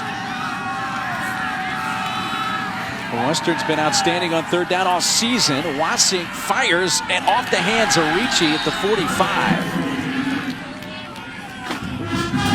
I'll tell you what, Mark, Bellamy hasn't been a threat much in the run game tonight, but he did a great job. Ohio came with a corner blitz, and he stepped up, and you see right there, if Wasson could have just got that ball in a little bit more, that would have been a big play, but it was a great job, Bellamy, picking that blitz up.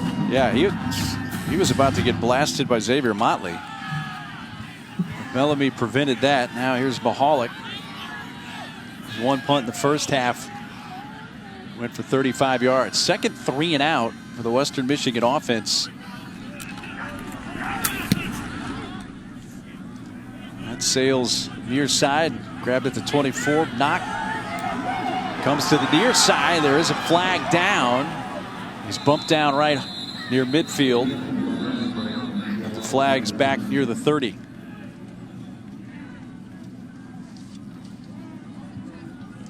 Knock, who coughed up a ball on a punt in the first half, the only turnover so far tonight, and a nice run back there. Looks like it may be coming back.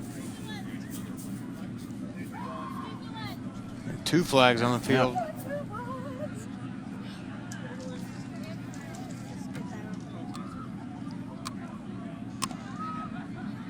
So again, looks like 2 fouls on the play to be sorted out by Luke Richmond and his crew.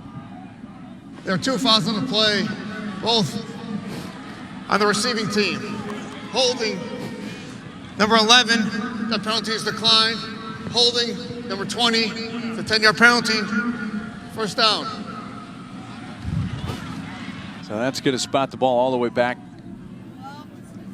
inside the 25-yard line. So a timeout. Still early in this second half, but Frank Solich's Bobcats, their final home game of the season, gotten in this game. My name is Jay, and a little thing I like about the grilled nuggets is they taste fresh, juicy, and delicious. Quite frankly, eating them plain in their own seasoning really hits the spot, and it tastes like grilling chicken in your backyard. They definitely got it right. ESPN College Football, brought to you by Corona Extra.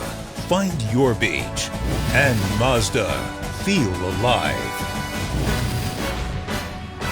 Those are the winningest coaches in conference play by conference. It started with Bear Bryant, who had 292 wins in the SEC. Don James, Terry Donahue, 151. And Frank Solich, if he wins this game tonight, will become the winningest coach in MAC history, passing former Central Michigan head coach Herb Duramity. Been doing it a long time. You said it earlier, Mark. I bet Nebraska's wishing they wouldn't have let him walk away as soon as he did. I played against Frank Solich in 2000, Notre Dame, Nebraska. Great game, lost in double overtime. He's a heck of a coach. After the penalty on special teams, they start all the way back at their own 15. Here's the pitch to Tuggle to the sideline and out of bounds at the 18. That last possession for Ohio, 10 plays, 74 yards. get their first points.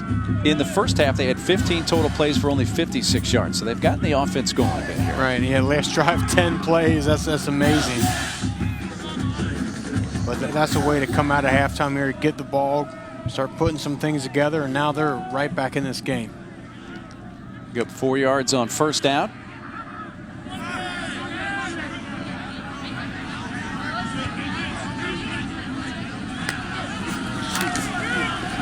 And this is the design run for Nathan Rourke, and he makes a nice move to the sideline, 30, 35, 40, out of bounds there, and that's what we've been wanting to see more of tonight. Yeah, I mean, he's the most dangerous runner on this team. He's been doing it for a long time, and that one he just kind of took it. They blitzed him, and he took the opportunity to run, which was the right decision. I'd like to see them do that more. Get him out, let him run. That's a 22-yard gain and a first down up near the 40.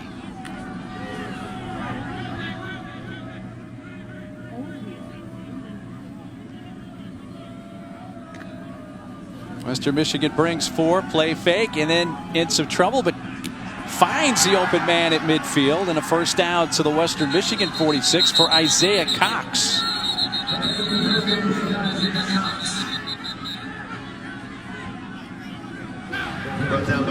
Three on the field, first down.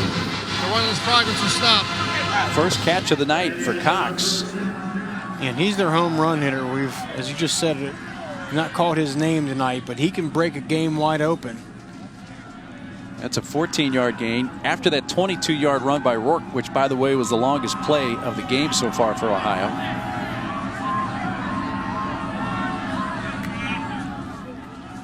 There is a flag as it looked like Andre Carter jumped early for Western Michigan. A free play here for Rourke, who's going to run with it.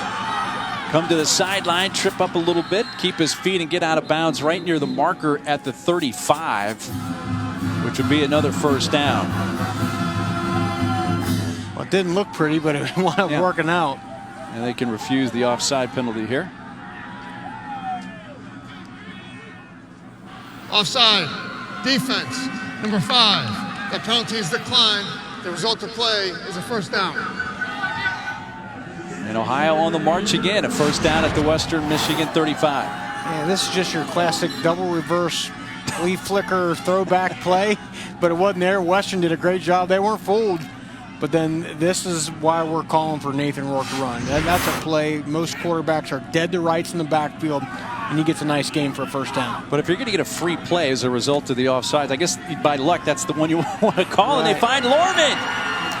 That's Adam Lorman. And they'll be close to a first and goal depending on the spot. Claiborne and Thomas with the coverage, a 25-yard gain. Yeah, see 2 high safeties, you bend it in, and Nathan Rourke does a great job avoiding a great rusher in Fayad, and again a tight end over the middle. Nice target, come up with the catch. Nose of the football touching the 10, so it is a first and goal. As here's Ohio looking for their first lead of the game.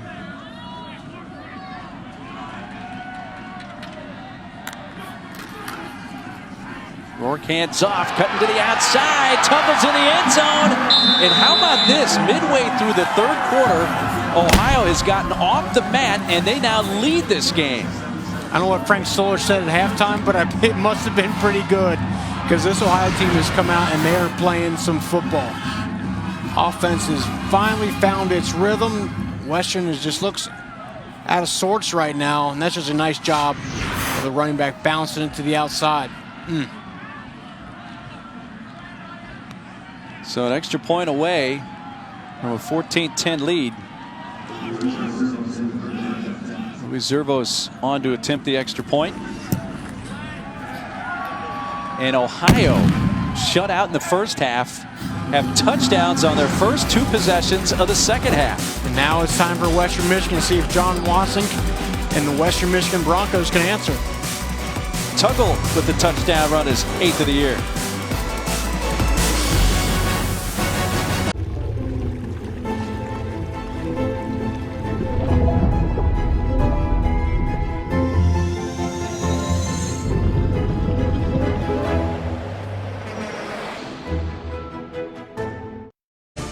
NFL Primetime is back.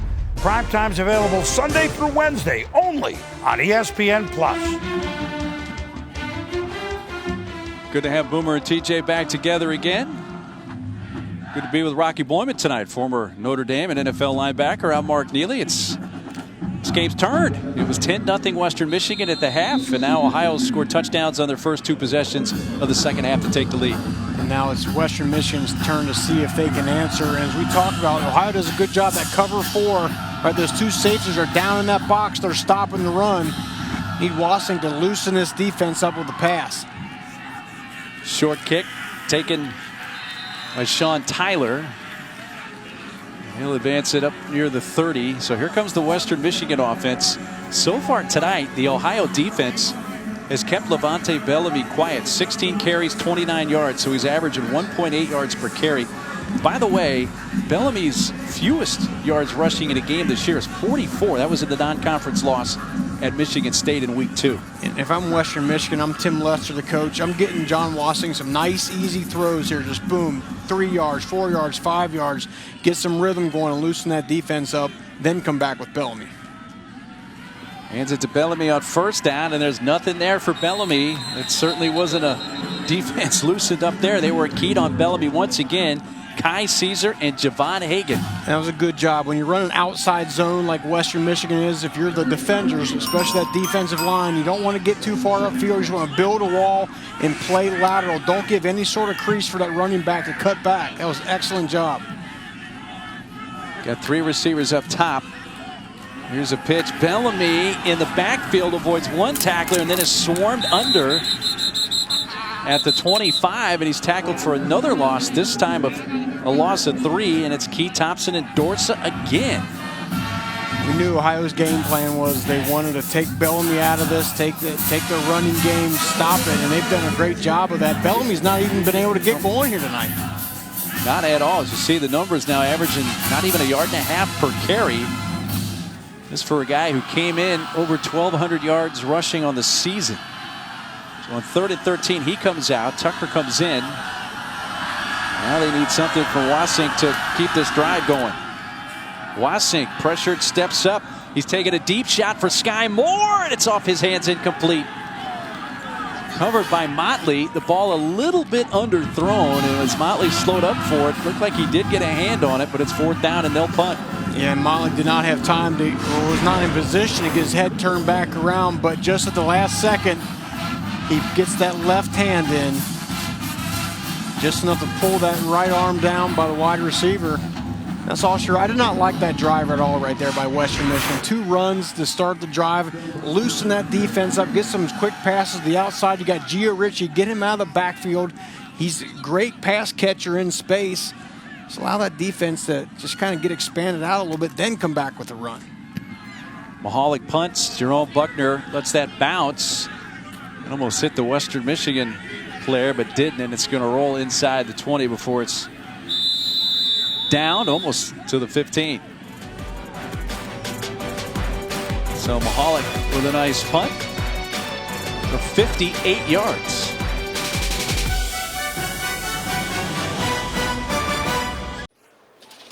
Is that quesadillas? Gordon Ramsay handing out samples. Seems like just an okay use of your culinary talents, dude. Yeah, it is, smart guy. Almost like having a brand new iPhone, but not pairing it with AT&T. That's true, Gordon Ramsay. Hey, fingers! It's not a buffet. Use the cocktail stick. The cocktail stick. Get the most from your amazing new iPhone 11 Pro on AT&T, America's fastest network for iPhones. More for your thing. That's our thing. Well, Ohio's going to get the ball back here, but let's take you back to the last possession just before the touchdown run by Tuggle. As Hagan Maservi, who's a lineman, we're going to show you this. He's lined up outside. Watch what he does after the snap of the ball. Yeah, and this is, I mean, candidate for SportsCenter, not top 10 maybe. It just tried to get a little deception. They're not sure if it really worked, but boy, it looked cool. That's he was just praying, please call that play so I can do my cartwheel. I've been practicing. I'm just so disappointed we missed it. We were actually watching the football in Lorman going down the field where our eyes should have been, and totally missed Maservi doing a cartwheel. Maybe, I mean, look, part of offense is trying to get the defenders' eyes to look places where they shouldn't. And again, I'm not sure if it really worked, but the play wound up working, and the drive did as well in Ohio. 14-10 in the driver's seat. Missouri, by the way, is 6'3", 300 pounds. The fact that he could do a cartwheel, correct, I think is pretty remarkable. That's batted down. That was Ali Fayyad. Got a hand on that. I'm pretty sure I would have thrown a hip out, Mark, if I'd done a cartwheel right now in my condition. Fayyad. Hey, what about the pressure from Western Michigan tonight?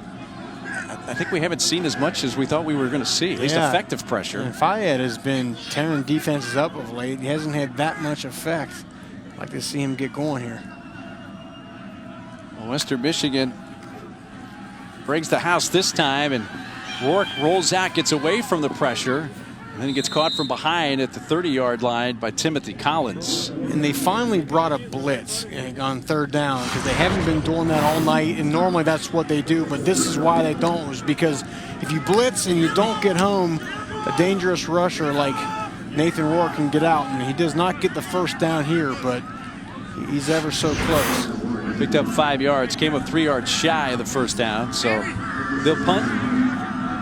Touchdowns on their first 2 possessions of the second half. Good job by Western Michigan answering right there. Yeah, 3 and out this time, and a short spirally punt from Farkas will be down inside the 30. A 40-yard punt by Farkas. Well, now we're at a point, and this seems strange to say the way this game started, Rocky, and as effective as Western Michigan was, at least statistically, they only found the end zone once late in the second quarter. Now, where's the Western Michigan offense been? And it's now nowhere to be found. In Ohio, we knew it coming in. They were going to do everything they could to stop the run, and they have tonight. Trying to see what the call is. We got a legal shift on the kicking team. 2 players moving at the snap. That 5-yard penalty will be enforced at the first touching spot. It's first down, Western Michigan. I don't see that call all that often on a punt. And right now, I would like to see Western Michigan get. Here we'll get another look at the. Okay, the guy at the top of the screen, I guess, takes a step back. Okay, there it is. Well, either way, I'd like to see Western Michigan right now get some play action going, get Gio Ritchie outside there, get him out in the flat. He's caught about 1 million of those passes this year. Tyler's in the backfield as they start this drive at their own 37, 38-yard line, and Wassink throws on first down. An incomplete at midfield off the fingertips of Crooms. They keep trying to go after Marlon Brooks, and he's been up to the challenger tonight. They like that matchup one-on-one out there, and the junior Marlon Brooks, nice job.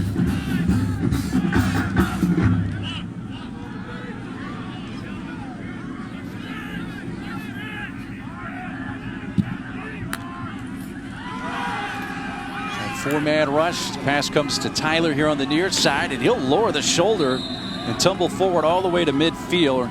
Trying to run over Javon Hagan, and he picks up a first down on a 12-yard pickup. Yeah, the more ways you can find to get your playmakers the ball in the open field, force some one-on-one tackles, that's how you loosen this defense up. That's the first down for Western Michigan in this second half. It comes with around 4 minutes left in the third quarter. He's taking a deep shot for Sky Moore. He makes the adjustment and makes the catch. It steps out of bounds around the 15-yard line. That time he got a step or 2 on Marlon Brooks, and it's a 34-yard gain. Beautiful throw by Wassink. Throws it over the outside shoulder where if the ball goes long, goes out of bounds, does not put the ball in danger of being intercepted. Just a perfect throw. That's how you draw it up. They've been going after Brooks, and he's done well, but they get the best of him there. That 34-yard gain is the longest play from scrimmage tonight for either team. Wassink has Ricci. Touchdown, Western Michigan. Second touchdown tonight for Ricci, and Western Michigan goes back in front. Again, we've been calling for it. Play action, go to the tight end. That's been one of your biggest weapons this season here. Just a nice play fake. See the linebackers come up, and then the tight end bends it around, just gets a step on Dylan Connor. And Western Michigan answers. The only thing that was going to stop that play is if Wasik's throw mistakenly hit the umpire, Ryan McClellan, the official here in the secondary. He ducked out of the way. Extra point is good to make it 17-14. A couple of touchdown catches tonight for Ritu. Now has 8 on the season. And I like that really both offenses, Ohio and Western Michigan, have made some adjustments. And that's what Western needed to do here. They've been trying to run that ball into a brick wall. They get the deep pass down the sideline, loosen the D up a little bit, then the play action pass to the tight end. And get the ball in his hands. I always talk about, Mark, sometimes play callers, they get caught up in scheme or this and that. Get the ball to your best playmakers there, and he's one of the better ones in the MAC. Well, his third 2-touchdown game of his career. As we talked about at the beginning of the broadcast, Loveland High School was a quarterback, so you know he knows he's a smart player, right? Knows the game, knows how offenses work, knows how defenses work and when to sit down in certain zones, things like that. So really doing a good job here, and the biggest thing about him is so sure-handed. I mean, you watch tape on him, rarely he just catches the ball, just catches it over and over and over. Western Michigan with a win tonight would set themselves up to win the West Division if they win at Northern Illinois in 2 weeks, which is their next game. Ohio with a loss would be out of contention in the East. DL Knock gets into a crowd at the 30 and is met there and tackled at the 31. So West-East matchup here tonight. A race to the MAC championship, held at Ford Field. That's the schedule remaining. Western Michigan after tonight, they're off next week. They play at Northern Illinois in 2 weeks. Ball State and Toledo is who Central Michigan will play. The tiebreakers owned by Western Michigan. And look at Ohio. I mean, they need some help. They need some help, but Miami really in the driver's seat with the win last week over Ohio. They got a couple very winnable games coming up for Chuck Martin and that crew down there in Oxford. On the option, it's kept by Rourke. He's grabbed and tackled at the 37. He picks up 6 yards. So Rourke in the first half had 1 run for -1 yard. Here in the second half, he has 5 runs now for 52 yards. So I think they are listening to you, Ron. Yeah, well, and I think about this from a defensive player. If I were out there on the field, what would I not want the opponent to do to me? I would not want Nathan Rourke to keep the ball and start going wild like he has many, many times in his career. Rourke from Canada playing in his final home game here for Ohio, and that's straight up the middle. And it's a foot race. Allison caught at the 20, brought down there. And a long run for redshirt freshman O'Shawn Allison of 42 yards. And that's the other thing, Nathan Rourke, when he starts to run, the defense keys on him, and now you hand the ball off. And there is no one on the back end. Looked like it was zero coverage, no safety deep. And luckily, they were able to rally and get him down, but not after a big gain. First down, Ohio at the 21 of Western Michigan. Allison with the long run of 42 yards.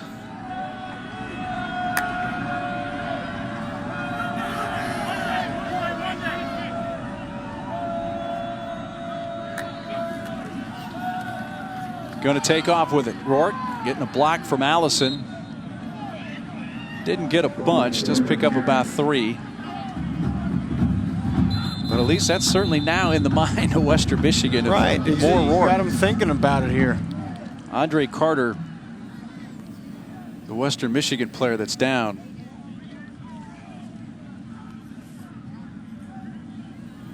By the way, Allison's 42-yard run moments ago, a career long for him, a redshirt freshman. And this is Western Michigan redshirt freshman Andre Carter out of Detroit, who's slowed to get up.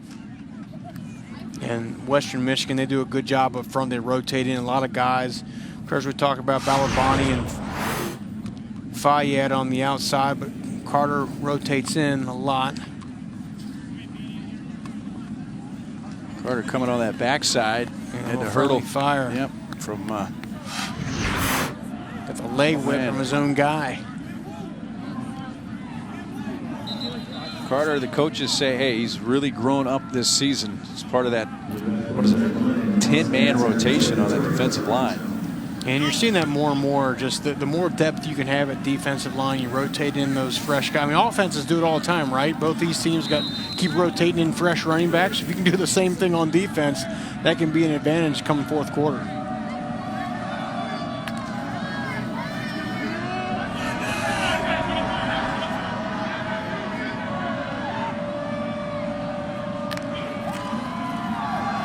Rourke wanting to take off again, escapes for the moment, and then is run down by Tranquil, thrown out of bounds at the 18. And I like the decision right there by Rourke. He saw blitz, and in Western Michigan has not blitzed a ton tonight, but he saw that blitz coming.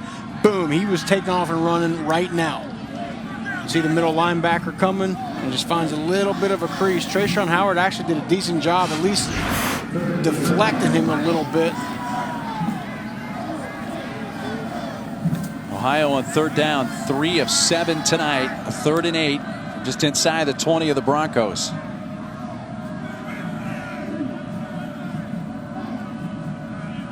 Showing blitz here.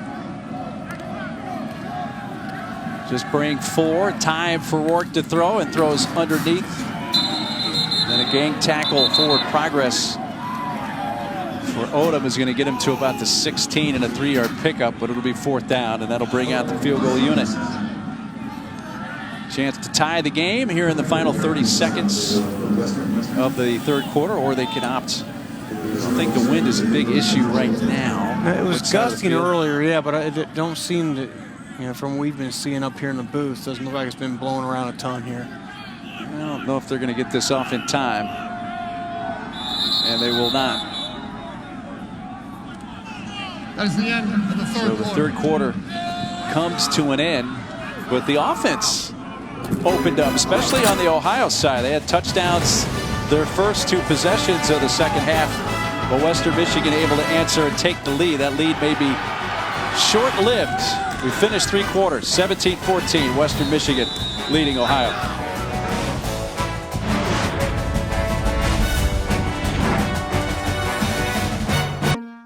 My name is Jay, and a little thing I like about the grilled nuggets is they taste fresh, juicy, and delicious. Quite frankly, eating them plain in their own seasoning really hits the spot, and it tastes like grilling chicken in your backyard.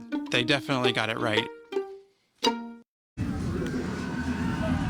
We head into the fourth quarter on a chilly night. That's an understatement, with a wind chill in the teens, feeling like 14 degrees. You got to dress up, be warm tonight. Not only for the fans, but for our crew, Eric Sears, Eric Webb, our guys. We appreciate the effort tonight. Tougher than we are right now. It's no cold question out there, Mark. They do the hard work.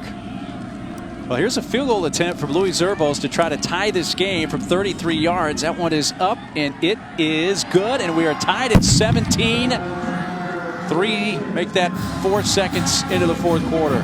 Ohio's offense finally found some rhythm here. I think they've adjusted the play calling a little bit and finally got Nathan Rourke involved in the run game, and that's been the difference, because now the defense gets a little nervous. They got to start keying on him. It opens up the run game. We saw Allison. We've seen Ross get involved. I mean, that's what football is. It's about which team can make the adjustments, and Frank Solich has been coaching a long time. He knows how to make adjustments. Yeah, when he was named head coach of Nebraska, his alma mater, that was 1998. So he has definitely been around a while. 75 years old, I believe, is Coach Solich. Hopefully I have and that going correct. strong. Yeah, doing great. Talked to him this week. Well, the third quarter was good to Ohio. They had 202 yards of total offense in the third and 10 first downs. And this was the play right here. We thought that might get overturned, but a great job by Lerman tapping that right toe in. That really turned things around, because Ohio came out, they got on the scoreboard, and then from there, they've really found their rhythm offensively. Western Michigan, of course, has answered here. And now it'll be up to them to try to find a way to answer. We got a great matchup here tonight. Both teams going back and forth. So I'm working on Rourke's hand there on the sideline. Bearcats taken at the 22. So it'll be drive starting at the 25 for Western Michigan.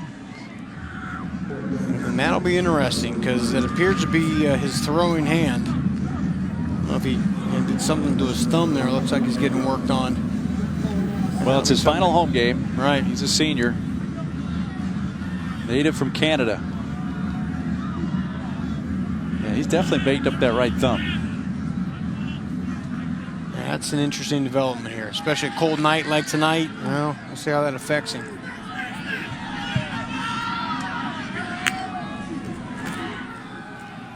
Pass goes out to the flat for Keith Mixon. And they get a gain of about 8 on first down.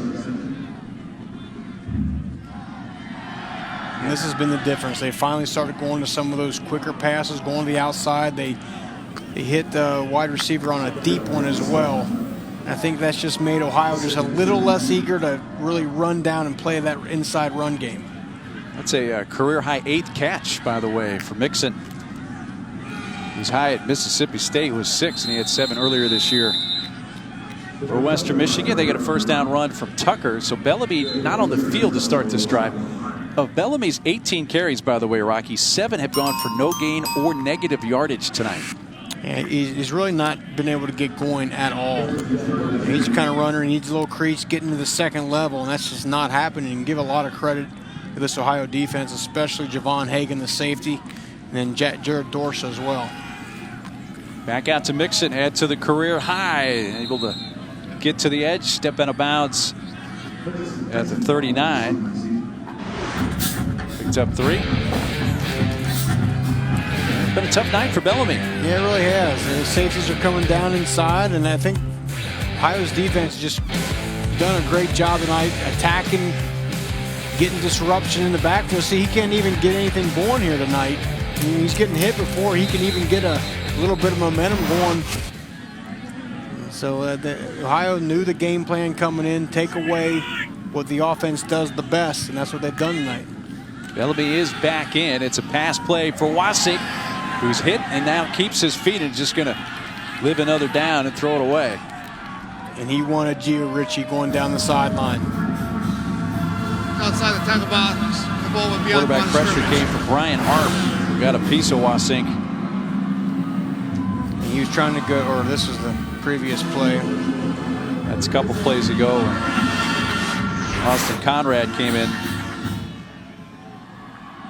He's back out there. He's a tough kid. Yeah, remember game 8 in 2017 broke his collarbone. 2018 made it to game 9 before a right foot injury against Toledo. So they have had him healthy all season. That's Sky Moore. He breaks free, and Sky Moore is going to race to the end zone and give Western Michigan the lead here early in the 4th quarter. A 61-yard touchdown for the true freshman.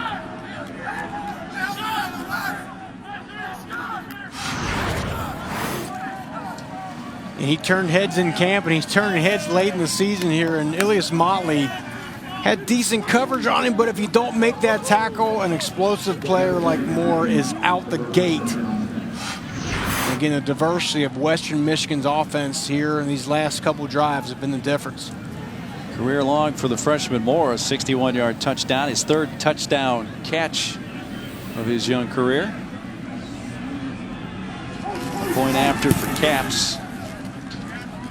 It is a 24-20. Actually, that's Gavin Petty with the extra point. Petty back playing again for Western Michigan. How about this throw? How about this? A great throw here. He's been given a lot of time there. Sky Moore breaks the tackle, turns on the Jets to the end zone, 24-17, Western Michigan.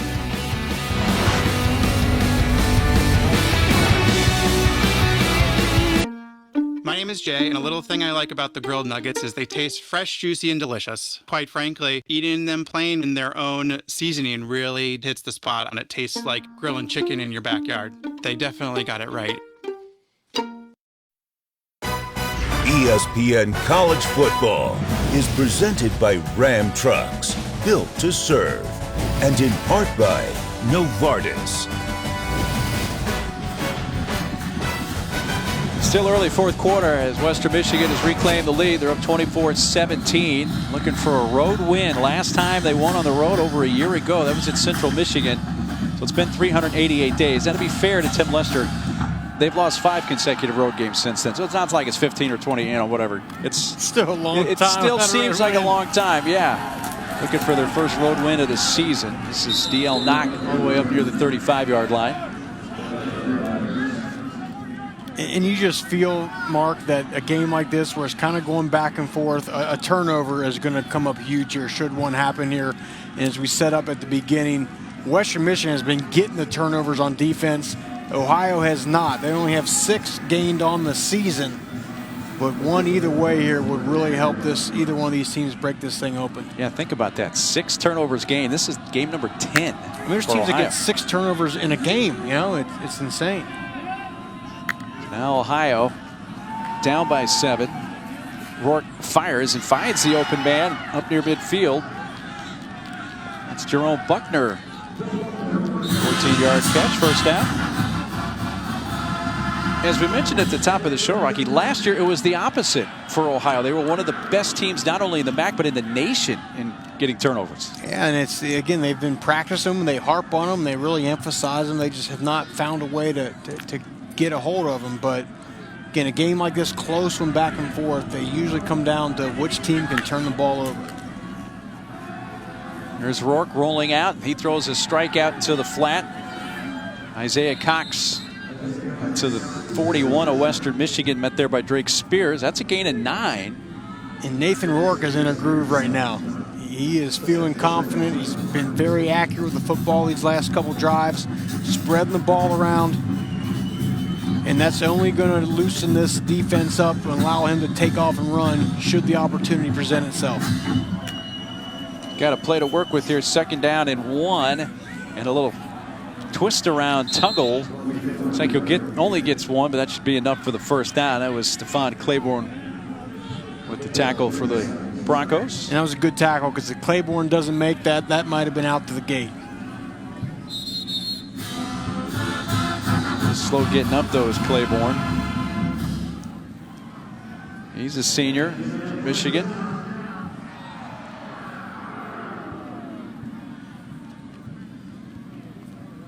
So on one knee, they come out to check on Stephon Claiborne.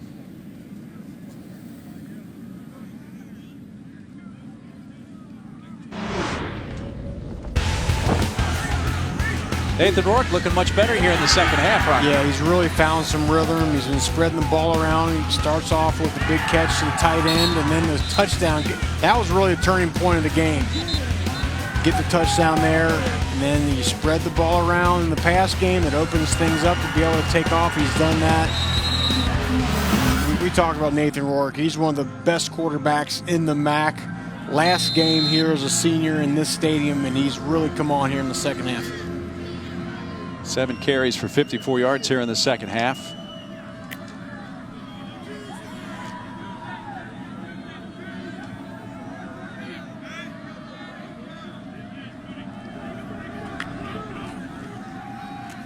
Rourke throws on first down. Out to the flat. This is Tyler Tupa. Came back last week from injury. And I feel like this is where Western Michigan would love to bring a blitz and try to get a hot quarterback off his spot, but you can't do that against Nathan Rourke, because if you bring the blitz and you don't get home, it opens up the seam for him to take off. But just a great job. Wide receivers, sees the cornerbacks playing about 15 yards off him, sits down in that soft zone, and Rourke throws the football on the money. First catch for Tupa tonight, goes for 15 yards, his 8th catch of the year. And that's 4 straight completions now for Rourke. There is a flag down, and running play for Tuggle. We'll take it inside the 15, out of the 12. Tackle for Trayshawn Hayward, but got a flag to deal with here at about the 20. It looked like Western Michigan, their left defensive end was offside. They're really getting a good jump off the ball there. I think just right there a little too early.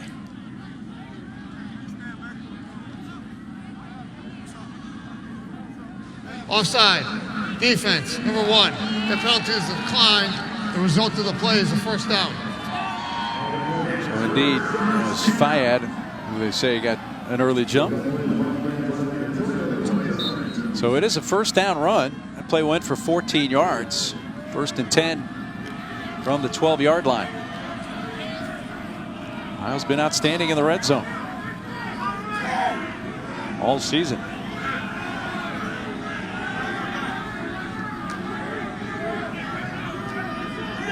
Lerman alone, bottom of your screen. Tuggle out of the backfield. Uses a stiff arm inside the 5 and run out of bounds there by Drake Spears.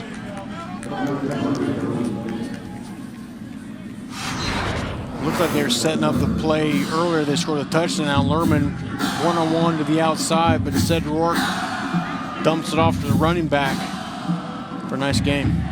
And to throw that over Alex Grace, the blitzing linebacker. It is a second down play, 2nd and 2 from the 4, so they can get a first down without scoring.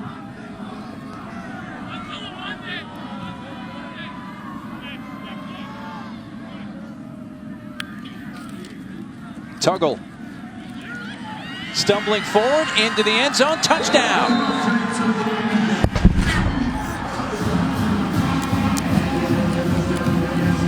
A touchdown run of the year for Demontre Tuggle, guy who was a high school teammate of Jalen Hurts at Channelview High School in Texas. Tuggle got small right here, kind of waited, then saw the daylight and hit it. Here we go, back and forth, back and forth. Love it. Love some action here. It's 10-0 Western Michigan at the half. Ohio with touchdowns on their first 2 drives of the second half, and they keep up the pace. And with the extra point, we are tied at 24 with just over 10 minutes to play in the 4th quarter. And Nathan Rourke was surgical on that drive, spreading the ball around, perfect placement. And then for the touchdown, Tuggle, nice zone run, tied up here in Athens. Oh, Mr. Resourceful, Brown bagging it. So why are you paying so much for wireless? I don't know. The new TracFone Wireless gives you all kinds of control. And leftovers? TracFone lets you keep your leftover data each month. What are you doing? Unlimited carryover data. Hey, did you know you can get unlimited talk and text on America's best 4G LTE networks for $20? No contract? Unlimited talk? I like that, because on Sundays, you know I gotta talk to Mama. Then on This is your wake-up call, people. The new TracFone Wireless. Now you're in control. In August of 2011, this great state of Ohio welcomed the film crew from Marvel Studios' The Avengers. That summer, 9th Street in downtown Cleveland was transformed into a giant movie set, and the rest, as they say, is history. And now you can watch Marvel Studios' The Avengers streaming on Disney Plus. You can check it out. Disney Plus. Look at that action there. Launched today. Can't get enough. Sign in the helmet after the touchdown for Tuggle. I like that. It's kind of Frank Solich-esque, right? It's kind of clever, but not too flashy, right? Right. And a 2-touchdown game for Tuggle. His 4th career multi-touchdown game. All right. Let's see how Western Michigan now responds. That was not a fair catch. Taken up to the 27 by Braden Fisk. Big guy doesn't get a chance to return many. The nose guard up there. He's not going to let that thing go by. I'm going to take that football. A memento. Right there, the coach is like, what are you doing? Let that ball go through, okay? We got the athletes back there for a reason. You want a 290-pound return man, don't you, these days? I'll never forget in high school, I returned kicks. I was a great returner, but then my first day of college, you're like, Brock, you get up here in the front. You're going to be blocking. I'm like, what do you mean? I'm going to touch the ball. Western Michigan from their own 28. 24 all here with 10 minutes to go. Bellamy had his cutback and then slipped and fell at the 30. Been that kind of a tough night for Levante Bellamy. Got the scene they won, and this is one where Levante Bellamy is just kicking himself because he has that ability to put that foot in the ground and go. Fortunately for Ohio, just a couple-yard gain. He was wanting to leave Key Thompson in the dust. And Key, I'm sure, is very happy that the turf made the tackle on that one. Wasink fires, and a strike is caught by Mixon. He's having a tremendous night tonight. That's a 7-yard gain. Mixon's 10th catch of the game, career high. Yeah, he's really added just another dimension to this offense. Another weapon for John Wasson. Came up just a little short of the first down, 3rd and 1.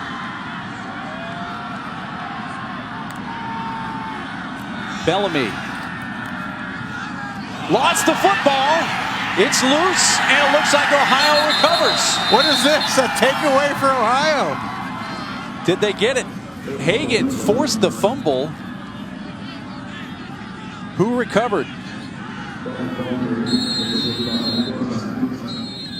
Ohio hoping for a rare turnover gained.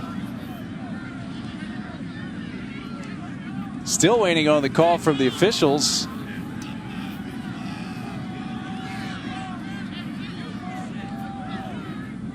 You talk about some drama here. Who's got possession of the football? Come on now. Hagan and Mark Brooks were the ones trying to come up with it for their respective teams, and the officials aren't sure. Rolling on the field is a fumble recovered by Ohio. The previous play is under further review. Well,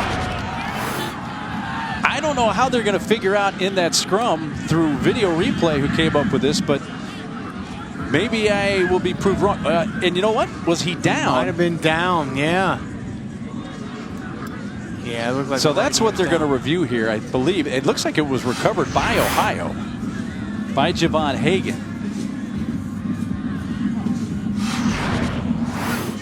So the ruling on the field is a fumble, but is there enough to overturn that and say that he was down? And Javon Hagan, a great job ripping the ball up, but to me it looked like certainly the left knee down on the ground. Yeah, the hand being down is not down. It would have to be the elbow, but the knee is key. We didn't get a great look from that particular angle to either confirm or overturn the call.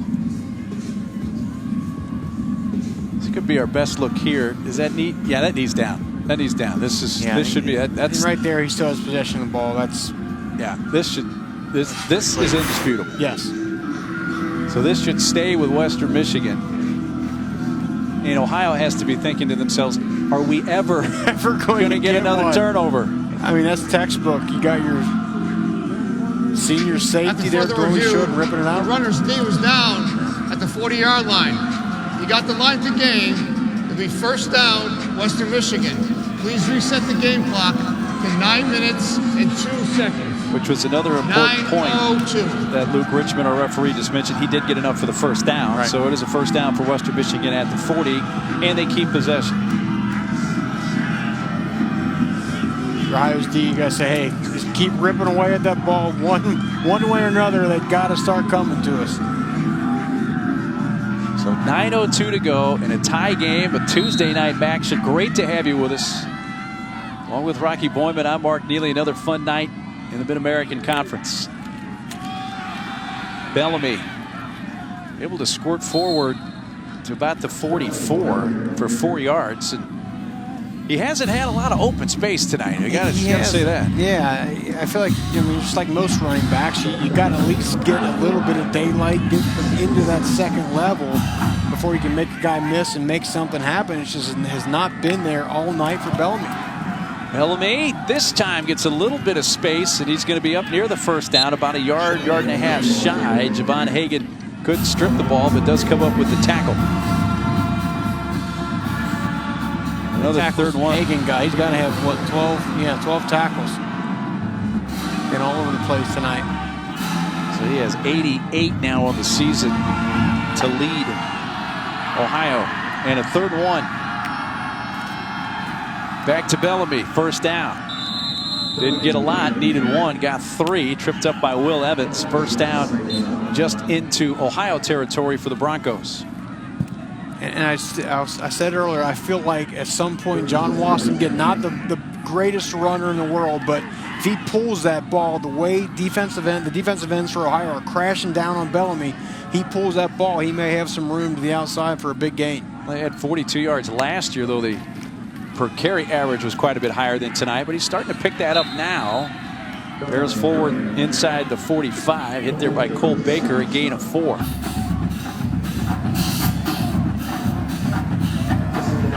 It's like Bellamy's hobbling a little bit here coming off the field. They'll throw Tucker, or Tyler in the game. Yeah, definitely limping off the field is Bellamy. 5 straight runs for Bellamy, but there will not be a 6th. This time Wasink wants to throw it on the slant. Well played. Batted away by Motley on Bustle. Some tight coverage there. I thought he might have a little bit the left hand on his back there a little bit. He got away with that. He got away. I'm a defensive guy. I'll let that one slide, right? Looking at the right ankle area, right foot of Bellamy. I just always think the receiver should have to work for the catches, right? It shouldn't just be so easy. There, I said I'm off my soapbox now. They make it too easy for offenses everywhere, don't they? There you go.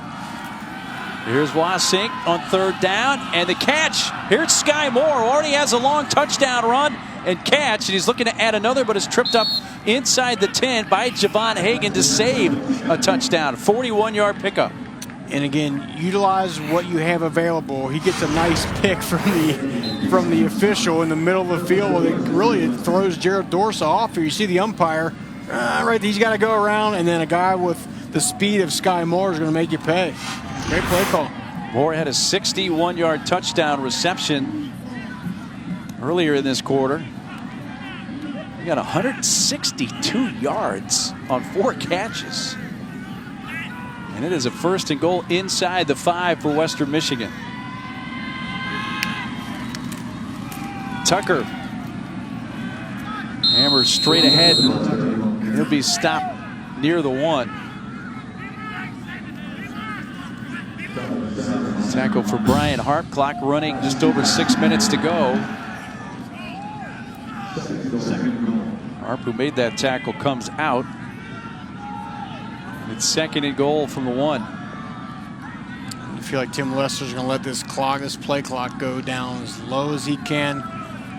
Try to score and leave as little time as possible for Ohio. I mean, there's still plenty of time in this game, but if you have the opportunity to get some clicks off it, take it. Play clock at 4 when they get to snap here, and Tucker trying to find his way but can't. He's going to lose a yard back to the 2. Or it'll be 3rd down and goal. Played by Key Thompson. Jared Dorsa was in that play as well.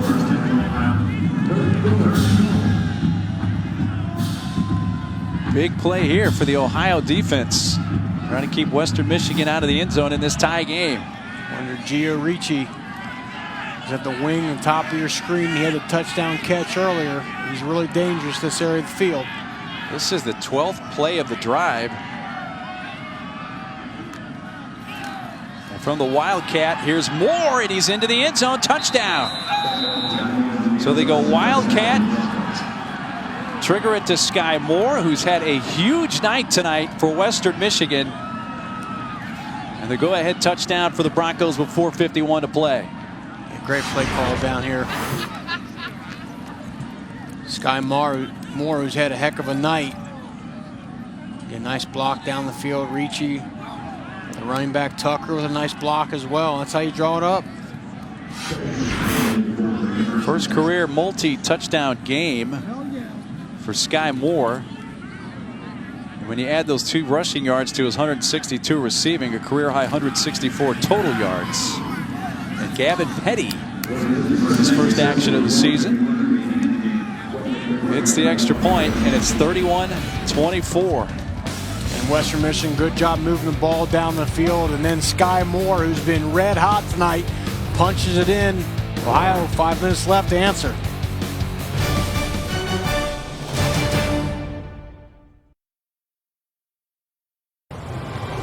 Connected to those. Alexa, what's on my schedule today? At 2 p.m., there's a haircut appointment. Alexa, play some music.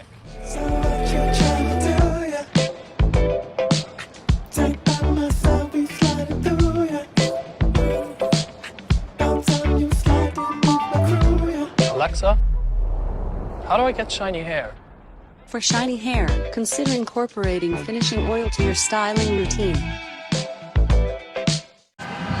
Western Michigan has the 31-24 lead, under 5 minutes to go. Big night for Sky Moore. No MAC rookie has more catches than Bourne. What a night he's had tonight. Yeah, and so much offense, Mark, comes down to getting a playmaker in one-on-one in space where he can make a guy miss, and that's what Sky Moore has done tonight. It's been 2 crossing routes. One time he breaks the tackle, and right there gets the pick by the referee and turns on the Jets. And then from there, say, hey, let's give it to our guy Moore. He got us down here.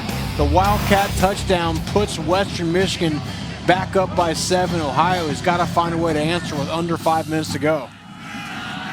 And what was that? That gives him field position at the 34 as Adam Lorman. The fair catch there.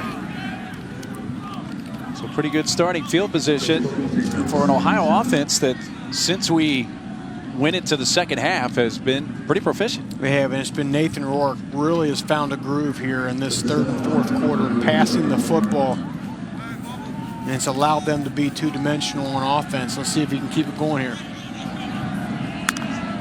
Second half, Rourke 10 for 14, 123 yards and a touchdown, and has run the ball more efficiently as well. And what's he going to do right here? He's going to take off with it. It hit pretty hard, but still is going to get more than 10 yards. They get a 12-yard gain on first down up to the 46. A little extra push in there at the end. Rourke making sure, though, he's firmly got that ball wrapped up. That's exactly right. Where Ohio has not gotten the takeaways on defense, Western Michigan has. They have 17 on the season. So taking care of the football, absolutely critical for both teams at this juncture. Rourke now running the football very well in the second half. 8 runs for 66 yards in this second half. And he wants to throw on first down, and that's going to overthrow everybody. It was double covered, and the closest to coming up with that was A.J. Thomas, number 6 for Western Michigan. That was dangerous. Had A.J. Thomas not got turned around a bit right there, he might have picked that ball off. Anton Curtis was also in the area, so that was well covered. And I'd love for him to find Isaiah Cox here. You know, they went to him on that play. But he's a speedster. He can take a top off the D. With the incompletion, clock stops, 4:13 to go. Each team has all 3 of their timeouts left. Rourke hands off. Nope, he kept it. Good fake. And he's all the way inside the 40-yard line down to the 35. You faked me out. And that's an 18-yard run for Nathan Rourke. And that is how good he is at that zone read here. He rides that ball down in there and then just hides it. And he's got the speed to just break it to the outside. Give Allison credit. He kept me fake. He kept the fake going. So first down at the 35 of Western Michigan. So Ohio on the move, looking for the game-tying score.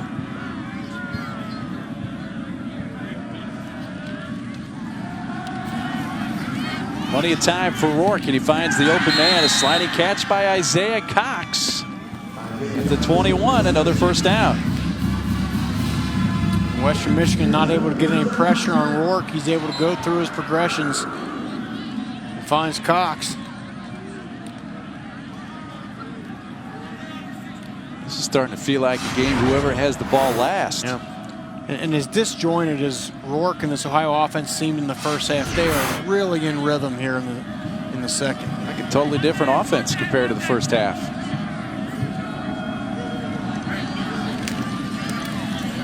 Rourke keeps again. That time he's met at the 20 by Justin Tranquil. Picks up, they call it 2. It's a great job by Tranquil, just closing the space right there. The last thing you want to give Rourke is a lot of space to be able to get in the open field and give you a juke. He closed that space right now, make the tackle. And Western Michigan with a win would need just one more win against Northern Illinois in 2 weeks to wrap up the West Division. Ohio trying to stay alive. If they lose this game, their chances of winning the East are gone. To win the East, they got to win out. They need Miami to lose twice.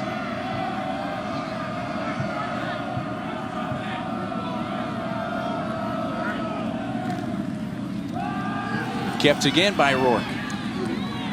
Fights his way ahead to the 14. And I love this. A senior quarterback in this situation, game on the line, he's saying, I'm putting the ball in my hands. I don't care if it's the right read or not. That's what you want out of a senior leader like Rourke. Yeah, last home game for Rourke and the seniors.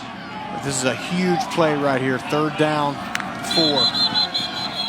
Well, Western Michigan uses a timeout. They were having trouble getting a 12th man off the field, but a flag is down from the field judge, but I think that came before.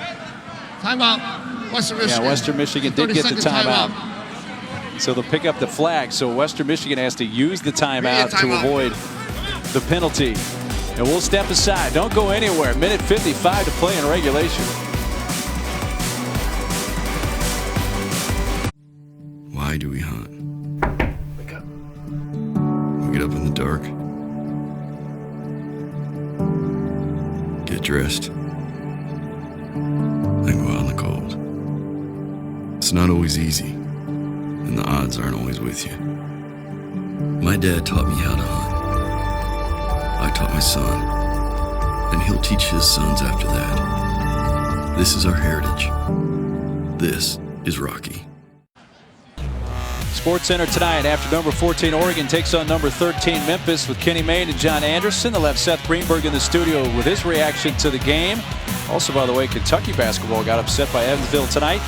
Mario Cristobal, Oregon head coach, in the studio. His feelings on the college football rankings and what's inside the Steeler turnaround. All coming up after college basketball on ESPN in the app. We've got a big 3rd and 3 play here for Ohio, down 7 under 2 minutes to go. Handoff, Allison. He should have enough for the 1st down. He gets to the 10 and does get the 1st for an A.J. Thomas tackle. 1st and goal, Ohio.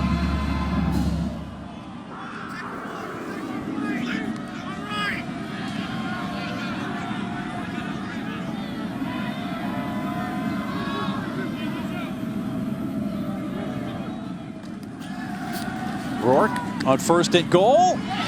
Incomplete at the goal line.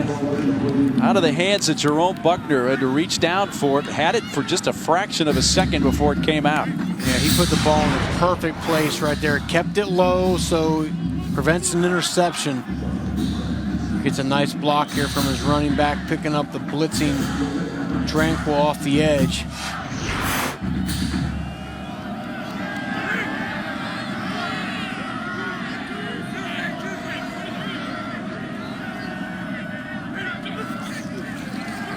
Rourke, quarterback draw. Hit hard down at the 7 by Trayshawn Hayward. And clock stop timeout call with 1:23 to go and a 3rd and goal coming up. Hayward put a pretty good lick on Rourke at the end of this play. And Rourke wants to keep the ball down this area of the field. That's a design quarterback draw, and Hayward, boom, landed on him.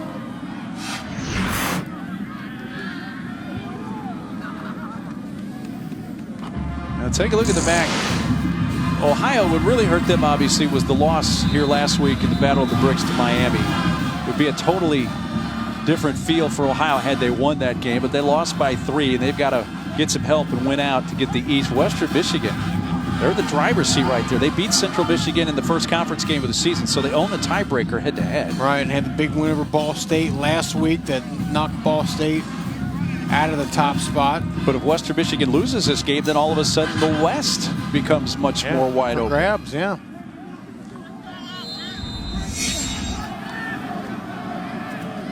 This is 3rd down and goal from the 8-yard line.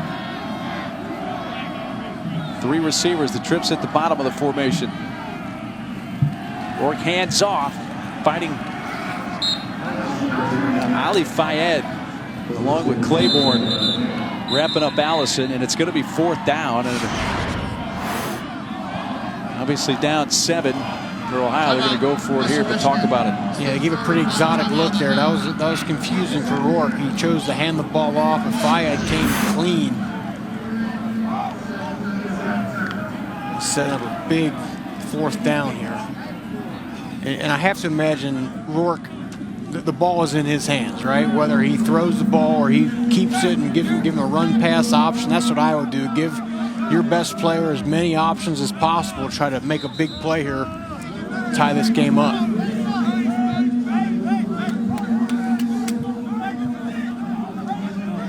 Well, we're getting the college football week off to a start here with this Tuesday action. Baylor and Oklahoma going at it. Baylor looking for a 10-0 start, their first in school history. Georgia could clinch the SEC East with a win. Clemson taking on Wake Forest. And Minnesota, P.J. Fleck, the former Western Michigan coach, his team 9-0 for the first time in over a century. All right. Play of the game here for Ohio. 4th and goal from the 6. Rourke has time to throw. Throws to the back of the end zone, deflected, incomplete. Drake Spears, number 20, is the one who broke it up. They were looking for Tupa in the back of the end zone. And it looked to me like Rourke hesitated. He might have just a second right there. Did he have the throw? He waited, and then the ball just sailed on him a little bit, and probably luckily it did, or Spears would have picked that ball off easily. But Western Michigan finds a way to make a play. They had some good coverage, guy over the top, and a defender underneath.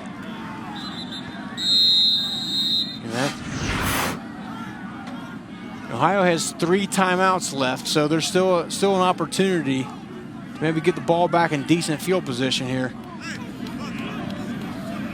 So Ohio turns it over on downs. As soon as this play is over, the timeout, Ohio, right here. Tucker.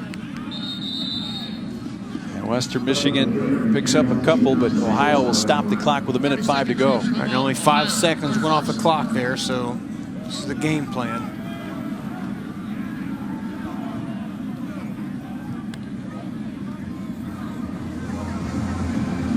It's been a while since Western Michigan has won on the road. 0-4 this year. 2 of those losses did come in non-conference play to Michigan State and Syracuse.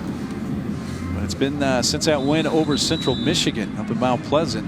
Since their last road win 388 days ago. And if they get the road win here, they control their own destiny to win the West. That's right, in a very opportune time where they can wrap up the West here. But this game is not over. Ohio still has 2 timeouts here. The first down would just about do it.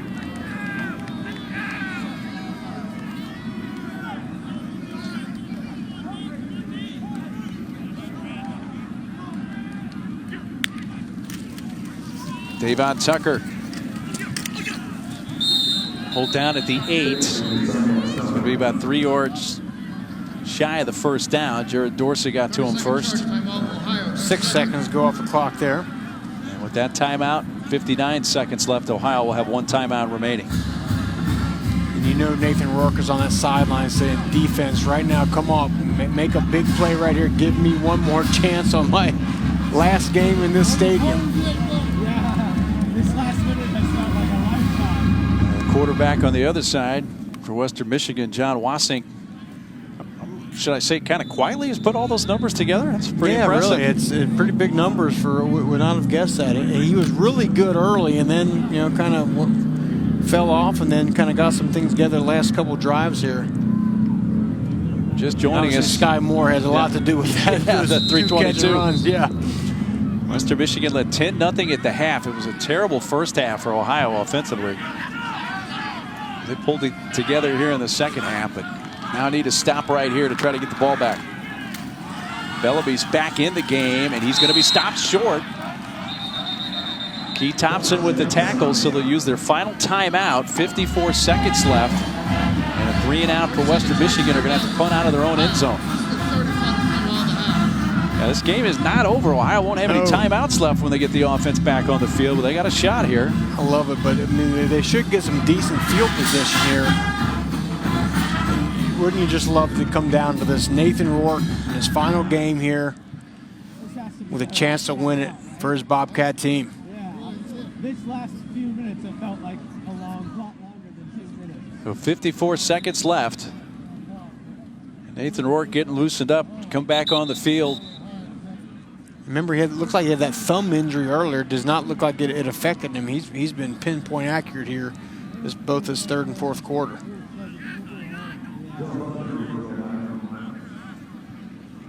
So Nick Mahalik to punt out of the Western Michigan end zone. Jerome Buckner is back in midfield to receive the punt for Ohio. Touchdown lead for Western Michigan, less than a minute to go in regulation. Mahalik, a line drive punt, but it's got some decent distance. And a fair catch was called for by Buckner, who had to retreat. Caught it at the 47. And Ohio is getting Nathan Rourke has really put the ball in his hands, been a good job running the ball. Game's on the line. He wants to keep this thing. And a couple nice passes as well. And right now, with a chance for him to see if he has some magic left there. It was unfortunate that one didn't connect. Well, they turned it over on downs on their last possession. Take over at their own 47, no timeouts. And if I'm Western Michigan, I'm finding Isaiah Cox. I believe he's down the bottom of the screen. He's a big play threat. Lots of time, but now that's Buckner. He's down at the 28-yard line. Great job keeping that play alive. Rourke keeps his eyes downfield, spins out a little bit, buys some time in the pocket, and what a beautiful throw. I didn't know if he was inbounds or not. Yeah. They are going to take a look at this. My initial reaction was that he wasn't. I don't think it is. It looks. I don't know if he had possession by the time he got the foot down. If it, in fact, did get down. Looked like the left toe from that last angle may have been on the sideline, but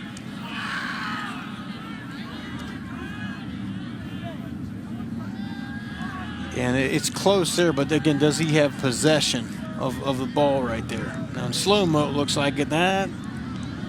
Yeah, again, it's not indisputable to overturn whatever the call is on the field, and it looked like he completed the catch at that point.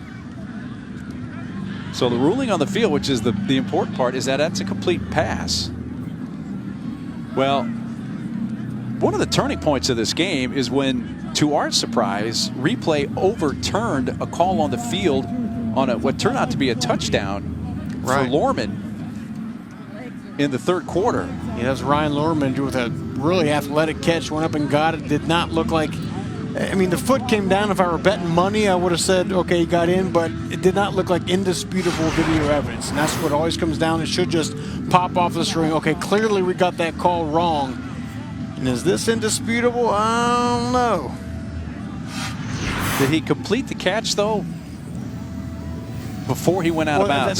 That's been my point, is regardless of where the foot is, I don't think he had possession of the ball. Well, it's going to be a big call here with 38 seconds left. I know Ohio's. That last look there, I don't know. After further review, the ruling on the field stands. Wow. There we go. First down. Yeah. Well, that's two calls for replay tonight that have certainly benefited Ohio. Just right. And it keeps their hopes up in this game. They have a first down now at the 26-yard line of Western Michigan. And 38 seconds left. No timeouts.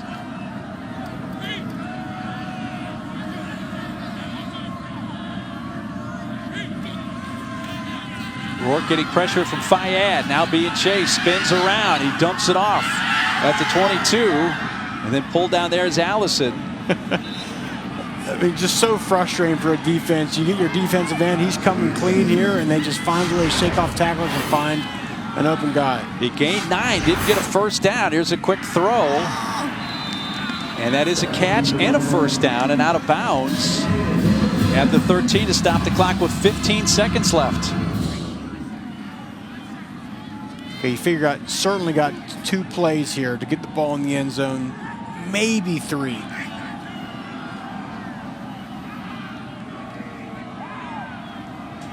Tupa split out wide right. Got Buckner in the slot on the right side. 2 receivers up top, including Lorman. Throwing towards the end zone. He's got a touchdown. Tupa.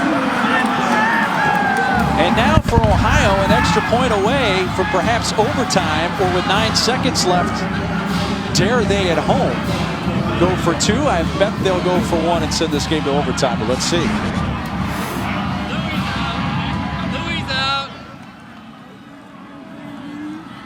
And Tupa is just wide open down the field. Not sure what happened to the corner. I don't know if he fell asleep or what, but in that situation, you cannot let the wide receiver get downfield like that.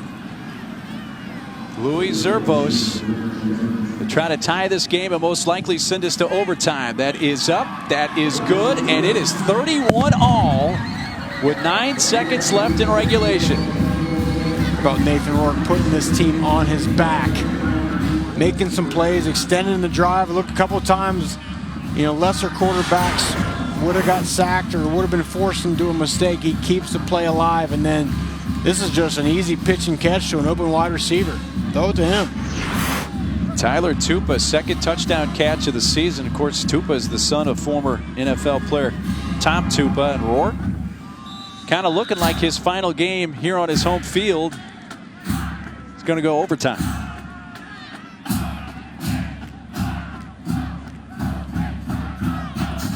Well, with no timeouts, Rourke takes him down the field. Obviously, the call by replay to verify the catch is huge. Yeah. And as we talked about, that's a play that could have gone either way. With, you know, is the video indisputable? I mean, you could make a case either way, but they kept it a catch. Well, action on a Tuesday night. What a game we've had here in Athens, Ohio. And this is a big one for both divisions, especially the West, if Western Michigan were to lose this game. Here's that short end over end, and the fair catch taken at the 25 by Timothy Collins, one of the D linemen up there. Well, you got 9 seconds. Western Michigan. And no timeouts. I mean, you could run maybe 2 plays here, try to get something down the side. I don't think you have enough time to throw a pass over the middle, and even with the clock stopping to move the chains, I don't think you have enough time to get another play. Maybe if it was short.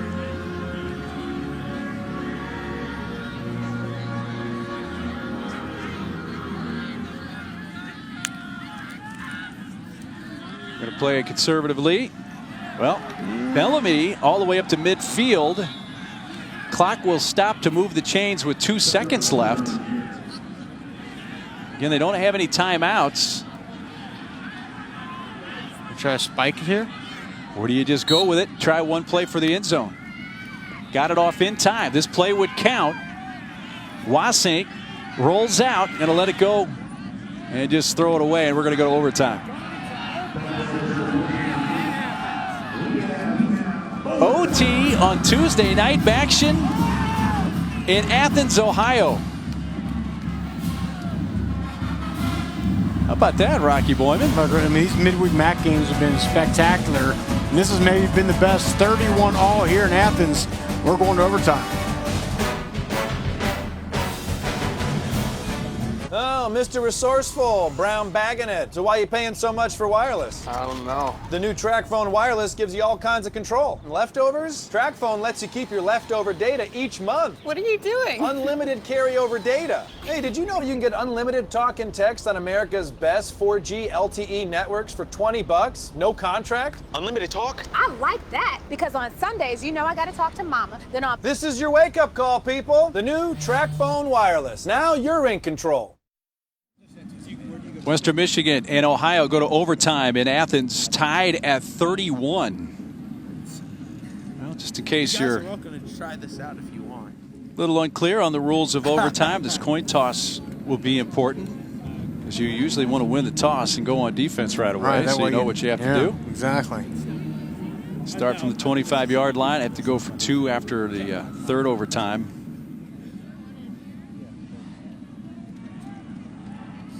Ohio won in overtime earlier this year for Buffalo. Okay. The options of, if you win the toss, you can go on offense, defense, or choose a goal to defend, okay? Western Michigan, since you're the visitor, you will call the toss. You got the 150 number, MAC logo. What is your choice? The MAC logo. It's the MAC logo. You have won the toss. You want to go on defense. What way do you want to, what goal do you want to go in? You want to play down here? All right, gentlemen, you put your backs here. Ohio, put your backs here. Ohio, first goal, first down.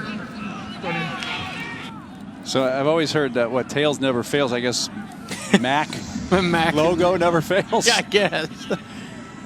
And Western Michigan gets to decide their goal on defense. The last overtime game for Western Michigan was the loss at Ball State last year. They lost 42-41 in a game they statistically dominated, but lost on the scoreboard. At Ohio, they won at Buffalo in overtime on October 5th of this year, 21-20, when Buffalo missed a point after in the first overtime. And both these offenses really clicking here. So who can get a stop? Critical time. Ohio needs a win to keep their very small hopes of winning the East Division alive. They need to win out, and they need Miami of Ohio to lose 2 of their final 3 games. Western with a win stays in the driver's seat in the West, but if they lose, that really opens things up in the West. So here we go into the first overtime.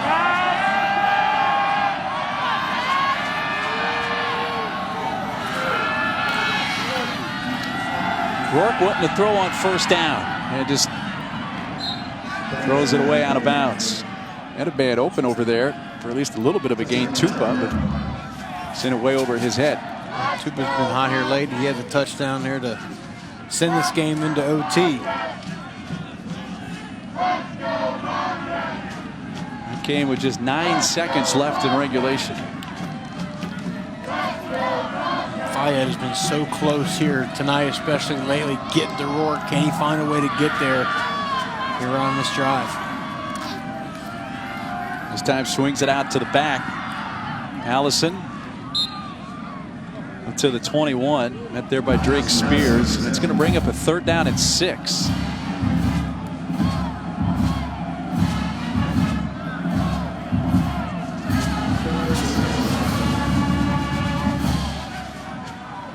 Cold night here in Athens. With the wind chill, it's in the teens, and I think it took a little while, at least for Ohio, to warm up in this game. Offensively, anyway. Exotic look here for Western Michigan on defense. Up front, how many are they going to bring? Just 2 down linemen, but Fayed standing up.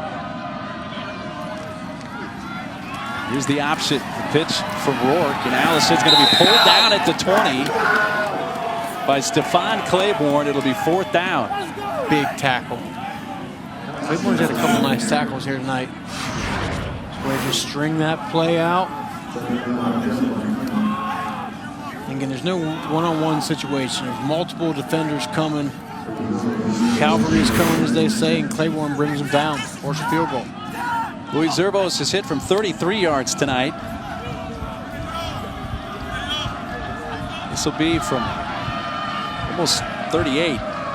Officially a 37 is what they call it off the left hash. That ball's away. And it is up and through. So Ohio with a field goal. So now Western Michigan knows the job at hand. They need at least 3 to send it to a second overtime or a touchdown to win. This is where you wonder, does the 3rd-ranked rushing attack in the MAC, Western Michigan, find a way to punch it in here? In Western Michigan seeking their first road win of the season. First one, what, 388 games, I believe, with the staff? 88 days, yes. 88 days, excuse me. What did I say, games? Yeah. It may seem that long to some Western Michigan fans. So now Western Michigan will take over here in overtime from the 25. Sink hands off. Bellamy running right. Bellamy going to the corner. Getting a block from Bussell. He's inside the 10. And down to the 5. And a big run on first down. 20 yards for Bellamy. And that may be a backbreaker. We'll see. We've been waiting all night, Mark, for Bellamy just to get into that second level, right? Just to get him into an area where he can make something happen and use his athletic ability. Bounces it outside, then keeps going outside. good vision, picking up the blocker and then cutting that thing back across the grain. So first and goal from the 5. A touchdown would win it for Western Michigan. Give it back to Bellamy. Dancing around. He'll only maybe get a half yard or so. But if you're Ohio, you're thinking to yourself, we've kept Bellamy quiet all game, and then in overtime, he busted a 20-yarder to set him up with a chance to win. They do stop him there, though. That's the thing about great players, though, Mark, is you can stop them, but you got to do it the whole game here, and they've done it the whole game of regulation, but that was a big run here. See if Bellamy has it in him to punch this thing in and get the win for the Broncos. Second down and goal in this first overtime. Low snap, handed off. Bellamy, block on the edge from Matthias. Bellamy trying to get in, and he does, and Western Michigan wins it in overtime.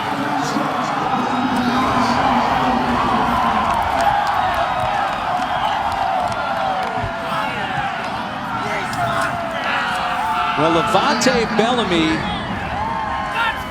resurrects himself at the right time for Western Michigan in overtime with a couple of big runs, including the touchdown run to win it 37-34 for Western Michigan. And if you keep putting the ball in the hands of your best players, eventually they're going to make something happen for you. And it took all of regulation. Bellamy couldn't get it done, but in overtime, 2 huge runs, including the dart to the corner for the game winner, and Western Michigan still in control of the MAC West. Wow.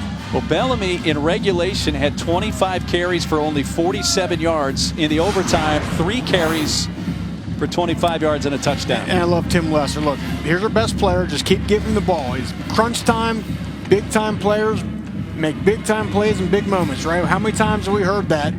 Put the ball in the hands of your workhorse. Fantastic job there by this offense. Love it.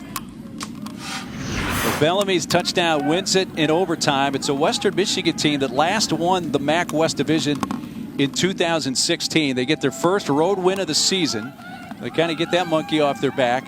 Now play on the road in 2 weeks at Northern Illinois, which is their final game, which they know if they win it, they will win the West. So they're still in the driver's seat in the West Division. They avoid what could have been, if they had lost, it would have been much more chaotic these last few weeks. And murky, I believe, is the word to use here. But they came into Ohio here, cold night, temperatures under 20 degrees by the end of this game, and found a way to get the win in a tough place to play here. And credit Tim Lester, credit that guy right there, Levante Bellamy, for not getting discouraged, right? He kept with it, hung in there. Coach, give me the ball. Give me the rock. Let me make a play for you guys. And he made a couple big ones here in overtime. Well, Tim Lester's team goes to 7-4 overall, 5-2 in conference. And they had been alternating wins and losses all season, but now they've actually won 3 consecutive games. And they are in the driver's seat in the West. But for Ohio, the disappointing part for them is that ends any chance they had in the East. And it was a valiant comeback by Ohio. I mean, early in this game, Mark, they had absolutely nothing going, but they got some things together at halftime. Rourke was phenomenal, was pinpoint with his accuracy. He started spreading the ball around, really getting that offense going. And they had a chance to win. They tie the game up really late there, but then unable to score there in overtime here. Western Michigan gets the ball, punches it in. That's the ball game. So Ohio now 4-6 overall. They're 3-3 in conference, and now Ohio has 2 games left, which they need to win both on the road to become bowl eligible. That's close, real close. So the final home game this season for Ohio, they say goodbye to their seniors, including that terrific player Nathan Rourke. What a career he has had here at Ohio. Yeah, he came on as a sophomore and really just took this league by storm with his running ability, turned himself into a dual threat quarterback who has made a ton of plays for this offense, and Frank Solich is going to miss this guy next year for sure. So Western Michigan wins it in overtime here over Ohio, 37-34.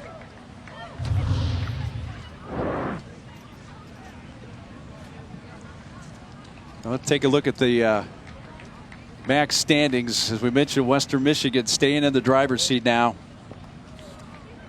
with a 5-2 conference record. And again, they're off next week, but then play 2 weeks from tonight at Northern Illinois, a team that's been a powerhouse, Northern Illinois, but having a bit of a down year this year. And that's all that stands in the way of Western Michigan and a West Division crown. Yeah, things much more clear. Miami, as we talked about, in the driver's seat in the East, and now Western Michigan with a big road win here over Ohio has a chance to lock it up here in a couple weeks. And again, Western Michigan owns the tiebreaker over Central Michigan due to their win over them earlier in the season. Coming up next, SEC feature, the return, Rocky Blower. In overtime, Western Michigan wins it over Ohio 37-34. For Rocky Bloyman and our entire crew, I'm Mark Neely. Thanks for sharing this one with us. So long from Athens, Ohio.